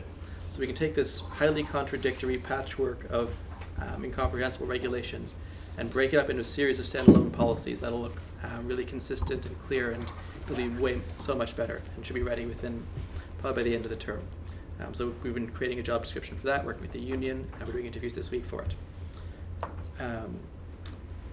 What are the big points I want to hit on here? With elections, I was do some little things like showing the CEO what the elections budget is, how to make transactions and stuff, but also was somewhat involved with the referendum campaign we ran around the international student health insurance piece, which I'm very happy to say we got 80.5% vote in favor, which was wonderful. When we go back into meetings with the administration, continuing our conversation about how we, as the student union and the GSA, should be controlling the National Student Health Plan, not the administration.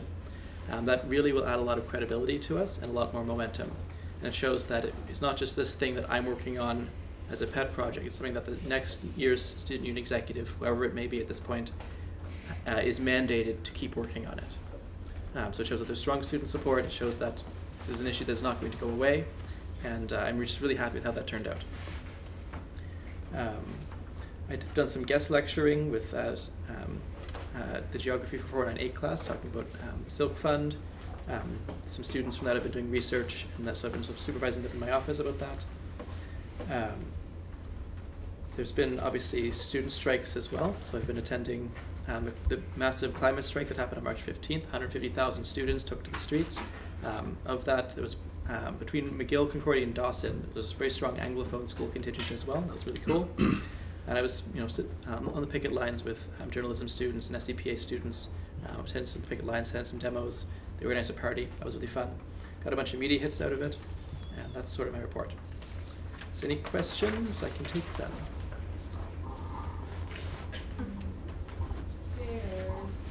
Yes, ma'am. Pardon me. Am I allowed to ask if you've received any applications for the position yet? Which one? The assistant to the internal coordinator? Yes, I can't say how many, but I can say a lot more than I expected. It was actually a lot of applications. Yeah, go ahead. Are you having any, are you announcing any interview dates, or having like an estimation by the time you'll have the position, or you'll have someone to fill it in? ASAP. Cool. Like, some folks within the CSU. We have a hiring committee. We're looking over the applications. It's in motion. I can't say too much publicly about it because it's an HR thing. Thank you. Are there any more questions? Okay, so if not, we can move to a vote. Well, is there any opposition to approving John's report? All right, so that carries unanimously. And we are on Finance Committee minutes. John, this one's yours. Okay, so this Finance Committee meeting happened on March 15th. The major items were the, move to approve the report, sorry. All right, do we have a second? Great. Yeah, go ahead. So the agenda items were ratifying the terms of the loan from the SelfFund to the CSU as you approved at a previous council meeting. The terms were 2.5 interest rate paid back over 5 years, minimum annual payment of $50,000 plus the interest fees that year. We approved funding for the Loyola luncheon, that's the free lunch at the Hive and Loyola Campus. Due to, we had to set aside some funding allowances for these contract positions that were created. So the Finance Committee gave us some money to work with. It was approved up to $30,000. It would cost significantly less than that, but this was approved at a time before the job descriptions were even started. So, yeah, we approved up to $30,000. It'll be very highly unlikely to actually cost that much, however. The other thing is that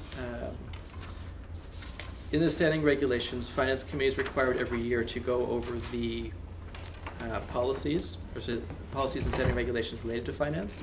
So we open discussion on that. We still need to make some proposals on what changes need to be made. If anyone has any thoughts on the CSU's financial regulations, wants to propose some ideas, this might actually be a really good time to spitball some ideas. If there's something Seeing none. currently, Raise a and little we will fire, email you along the way as well. Great. If you have thoughts on the CSU's financial regulation, please reach out to me. I say that not facetiously. I'm a huge nerd for it. I know I'm not alone.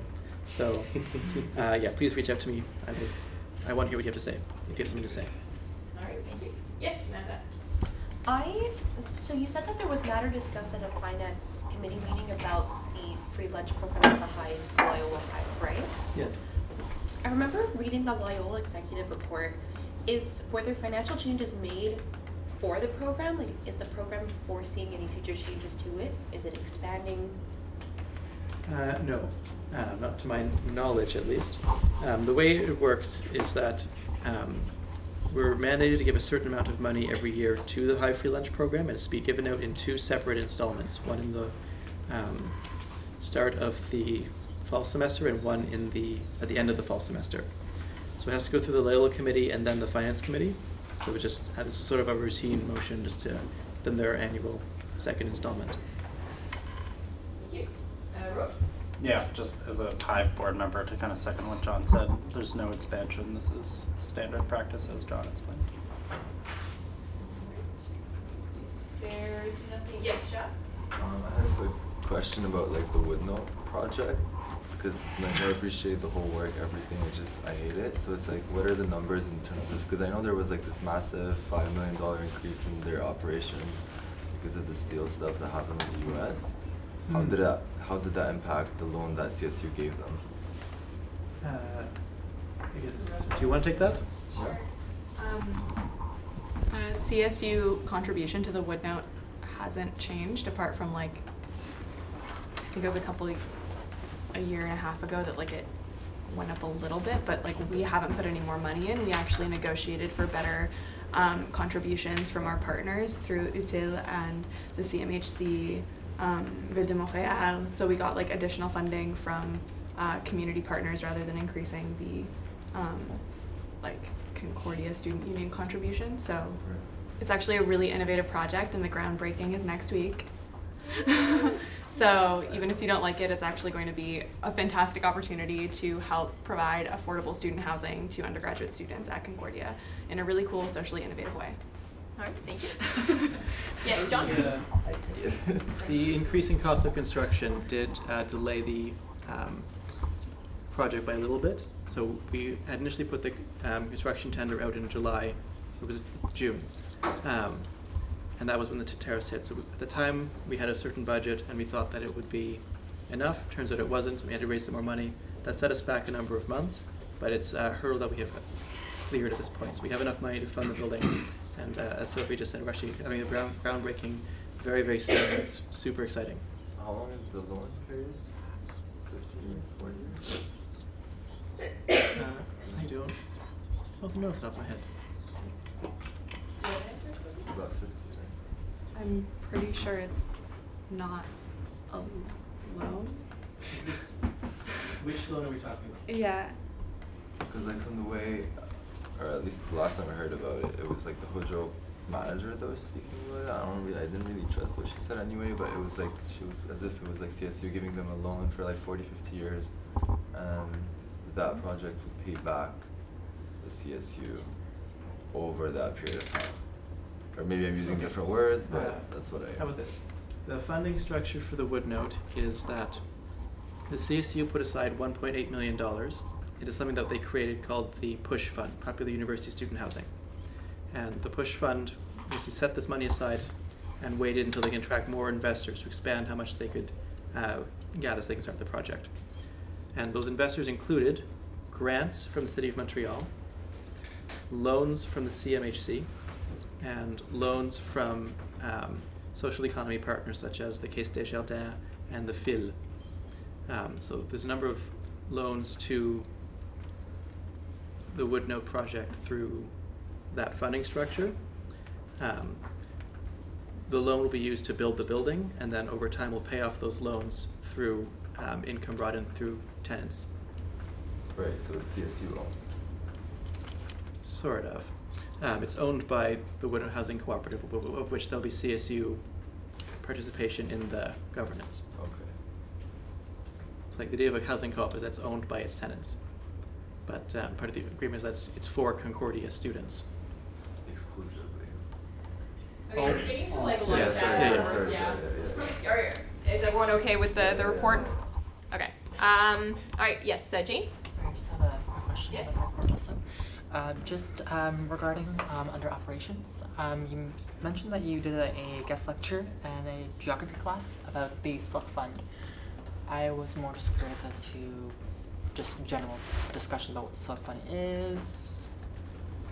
So this is a particular class at basically the entire class decided that they all wanted to research fossil fuel divestment at Concordia. And they're focusing on all sorts of different aspects of what that could mean. So that there's a finance group. It's a really interesting course structure. And they invited me to speak in, the CSU had divested its portfolio in the past, and I was talking about what the SelfFund is, but also what its experience of fossil fuel divestment has been on the impact of the portfolio. And then I just personally have experience from the past as well. When I was on, here's the moment, everybody drink. When I was at Dalhousie, I was on the Board of Governors for 2 years during the Divest Dal campaign. I was on this University's Finance Committee. We talked about it there too. So just I was able to talk about concepts that fund managers would use that makes the Silk Fund different than, say, University Endowment or Pension Fund. So like what the way that CSU might divest would actually look different with a larger fund such as Concordia's, which is often through pooled fund management. So like there's all the Concordia money goes to a manager who also has a number of other clients, and they pool it all into one big thing. And so trying to have one client there say, I want to divest, is a little bit more difficult because the fund managers then break up their pool. So we talk about concepts like that. But also explain what the Silk Fund is, how it's doing, type of stuff too. Okay, there's no one else on the speakers list, so I guess we'll move to a vote. So all those in favor of approving the report, please raise your placards. 13, all those opposed? 0. All right, so that carries unanimously. Is there anything further on Finance Committee? All right, so now we can move on to informational and the Code of Conduct, which was ratified with Policy Committee minutes. Michaela. Yeah, Sophie will take this one. Oh, Sophie? Okay, so just for your information, what was passed in the Policy Committee minutes is something that Michaela and I have been working on for a very long time. So it's a code of conduct that covers all elected and appointed representatives of the Concordia Student Union. So this includes executives, counselors, student senators, students at large, members of the judicial board, et cetera, et cetera. It basically sets out the expected community standards of behavior for these representatives. Because we are representing students and working with student money, there are certain things that, and certain values we should uphold. Basically, it also comes with a policy waiver that people sign upon nominating themselves for an office and also upon taking that office, which stipulates that if they're found to have been in breach of the code of conduct or the sexual violence policy, which Michaela will explain a little more in depth, then they can be deemed automatically resigned.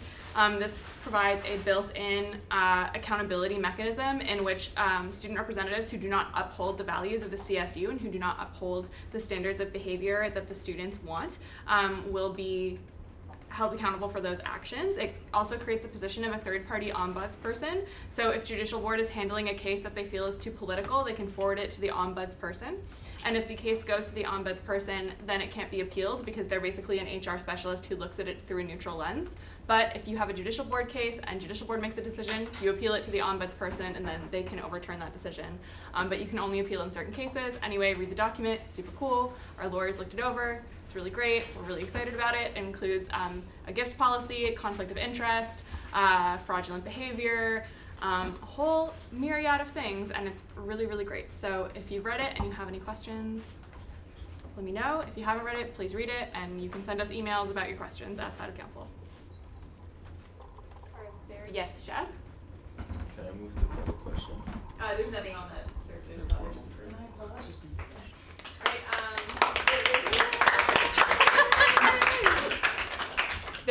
this was ratified with the policy committee minutes, so there's it was passed. It was just an explanation of the document. So yeah, if there's nothing further, we can move on to the sexual violence policy, which was also ratified with policy committee. Michaela, sorry. Is that a possibility? Or are we almost done? Almost done. All right. I didn't talk. Keep going. Power through. Okay, I'll be quick. Yeah, this is really exciting. It was a year in the making. Basically, last summer, Sophie and I did a lot of research on different sexual violence policies at universities across Canada and some of the US, looking at best practices. We made an initial draft by I think around November, and then we sent it to our lawyers, had several meetings with them to ensure everything was legally sound. And then once it was approved by the lawyers, we brought it to judicial board to be reviewed, and policy committee went over it over the course of 3 meetings and made some edits. I kind of already explained why the Safer Spaces policy is already in it. Yeah, it's exciting, and after a year of it being implemented, the scope will expand. Right now it's just CSU representatives, and that is only to make sure that we have the proper procedures and capacity to deal with that, because within the first year I'm sure there'll be a few changes to make sure that it's a smooth process. Thank you. Margot? When do we get to sign the waivers? We didn't print them today, but tune in, folks. Yeah. We're gonna probably call a special council meeting this April, so we can add that. All right, thank you. Okay, so is there anything further on this agenda point?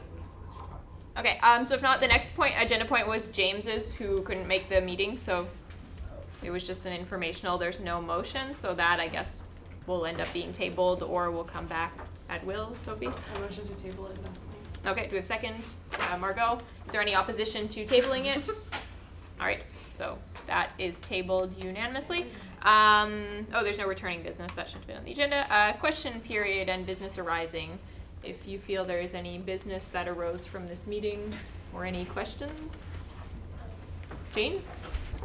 Just thank you to all of the exec team and the policy committee. You guys did a fantastic job. I know it was a lot of work and that you guys put a lot of hours into these policies, and hopefully that it'll do a lot of good for the CSU community in the upcoming years.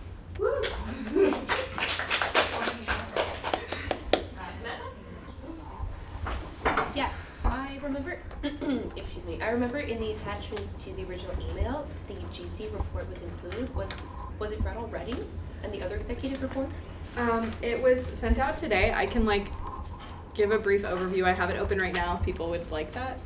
Oh, well, it's up to the agenda and Well, it's already been passed, but if you want to, like, it's basically, do you want a quick update or? Okay. Jad? I had a question. I don't even know if y'all can answer it, but it's like I've been seeing a lot of complaints about this doctor in the GM building. So I don't know like what we can do as the CSU. I'm not gonna name names just to not accuse anyone of like something that's like. But like I've been seeing a lot of people like trying to gather support around this like one doctor or a psychiatrist. I don't know what they are, but that's been like not really cool. So like how do we do that? I mean, y'all know where I'm heading with like what I'm saying. So. Are you talking about the questionnaire? Huh? Yeah. There's like even a questionnaire online. Yeah. Do you want to respond? Sure. So I think I know what you're talking about. I did share this questionnaire. I'm one of many students who's had a very negative experience with Dr. Ritchie at Concordia Health Services. Name and names. I'm not scared. I've already filed a complaint to the Collège de Médecins against her, so like literally it's fine. But if you would like to investigate it, I think that like as individual students, you should like go speak. I'm happy to speak like outside of this meeting about it, about my experience. If you've had an experience or you know someone who might have, like encourage them if they're brave enough to come forward. The questionnaire is anonymous. I think that's a great way to support students. There's also other work going on and being supported by different student groups and fee levies that I'm blanking on right now, but Center for Gender Advocacy, thank you. So if you would like to get more involved with that, those are avenues. But I think right now as a CSU, the best we can do is like as an organization, if you know students who are affected, point them to those who are already doing the work. And if they ask us for more help boosting it, then we can bring it back to either a special council meeting or May Council. Thank you. Marlene was next. So I just want to make a last remark. Like from a lot of like from the attitude I've seen from like some counselors in the exec, I understand like sometimes when I brought up the point during the motion about like the French language is a mistake, some people rolled their eyes and laughed. I just want to underline the importance of looking like, you know, making sense in front of a government that continues to oppress communities because of, you know, because they're not mastering the French language. And I think like it's really, really important that we lost a lot of credibility in front of like the students. I would not want us to lose credibility in front of the general public. So I think that's something that's very important. If you go in front of the Quebec government, especially this Quebec government, you need to look impeccable. You need to have your French on point. So that's what, when I saw that, the fact that it just showed to council the way that it was, it doesn't make any sense. And I'm not doing that because I understand that French is a very complicated language. It's really hard to learn French. I totally understand it. Even me as a francophone, like I don't master everything. But at the same time, I just want us to like understand that point. So that's just my point. Thank you. The point about body language is well taken, and I'll repeat it again. Please make sure that when your colleagues are speaking that you don't roll your eyes or like sigh or anything like that. So just be respectful towards each other. Paige? Jane? Yeah, actually kind of follow up on that. It's not just a thing about showing our French ability, but also showing solidarity with the French students at Concordia. They are, yes, Anglophones are a minority within Quebec, but within Concordia University, Francophones are a minority group. They don't have that much community support within Concordia. They have, I think, one single fee levy that appeals to their needs, which is Logan, which gets 4 cents per credit, and within our own bylaws and standing regs, like people can speak in French, but they have to provide advance notice of English translation, whereas same isn't made for English. So, more just the idea that it is also important to recognize that we do have French students at Concordia, and we are self-representatives of those students as well. And it's important to show respect towards all students regardless of their first language. Thank you very much. I don't know, it's like more of an announcement. I guess we're kind of seamlessly transitioning into announcements. Oh, I have an announcement. Oh, okay. Yeah, but we were in Business Horizon. Yeah, we were in Business Horizon before, but yeah, now we're in announcements, I guess. So speaking of French, so like I do this thing with like a nonprofit that's like outside of Concordia, but anyway, so the idea is like we got this like someone, I don't know, they want us to like look for people that are part of the LGBTQ community that are francophones, and it's part of this like documentary they're doing. It's called Rire sans tabou, and it's like part of this recherchiste chez Atrium Image, if anyone's looking for it. And basically, like, we want to find, I think it's like 3 or 4 people that they would basically take to film in this beautiful house in like the campaign of Valmorin, and basically they would like explain or like talk about their journey and like how it came to be. It's like Monday, June 10th, 11th, and 12th, and then there's a meeting the 29th. And the thing about it is that you would be working with Jean-François Mercier. I don't know who that is, but it seems to be someone special. But basically, like with like the Cabaret du Lion d'Or le mardi 30 juillet, and there's like a $500, I guess, honorarium. And the idea about it is to like give these people that platform, and like, yeah, it's a documentary about these people. So like, if you know these people, send them my way. Okay, thanks. So that's about it. Yes, there's 2 important protests happening in the following weeks, which as student representatives, you should all show up because you represent the students. Hey! So, students have been organizing a protest on Friday at 9:30 a.m. for the, like in front of the GM, to protest on the inaction of, and the mishandling, let's be honest here, the fuckery, sorry, of the university on sexual violence, on the handling of the complaint, and also on the fact that like the policy is not a standalone one. So I highly recommend you to come and show up. And then on Wednesday next week at 4 p.m. still at the GM, we're having a protest for against the international tuition hikes. We are gonna give a check, it's a fake check, of $1.9 million to Concordia, because as our researcher realized, it's what basically Concordia is gonna make out of the deregulation of international tuition fees. And this without raising the price of international student fees. So, strongly encourage you to show up. It's gonna be great. Thank you. Thank you. Michelle? Go to the protest on Friday morning, and then at 2 p.m. is Terrace Fest. It's our final student life event. It's being done with ASFA and ECA and FASA. Free food and not free alcohol, and maybe some rain. You'll get free food if you come to the protest. Jane?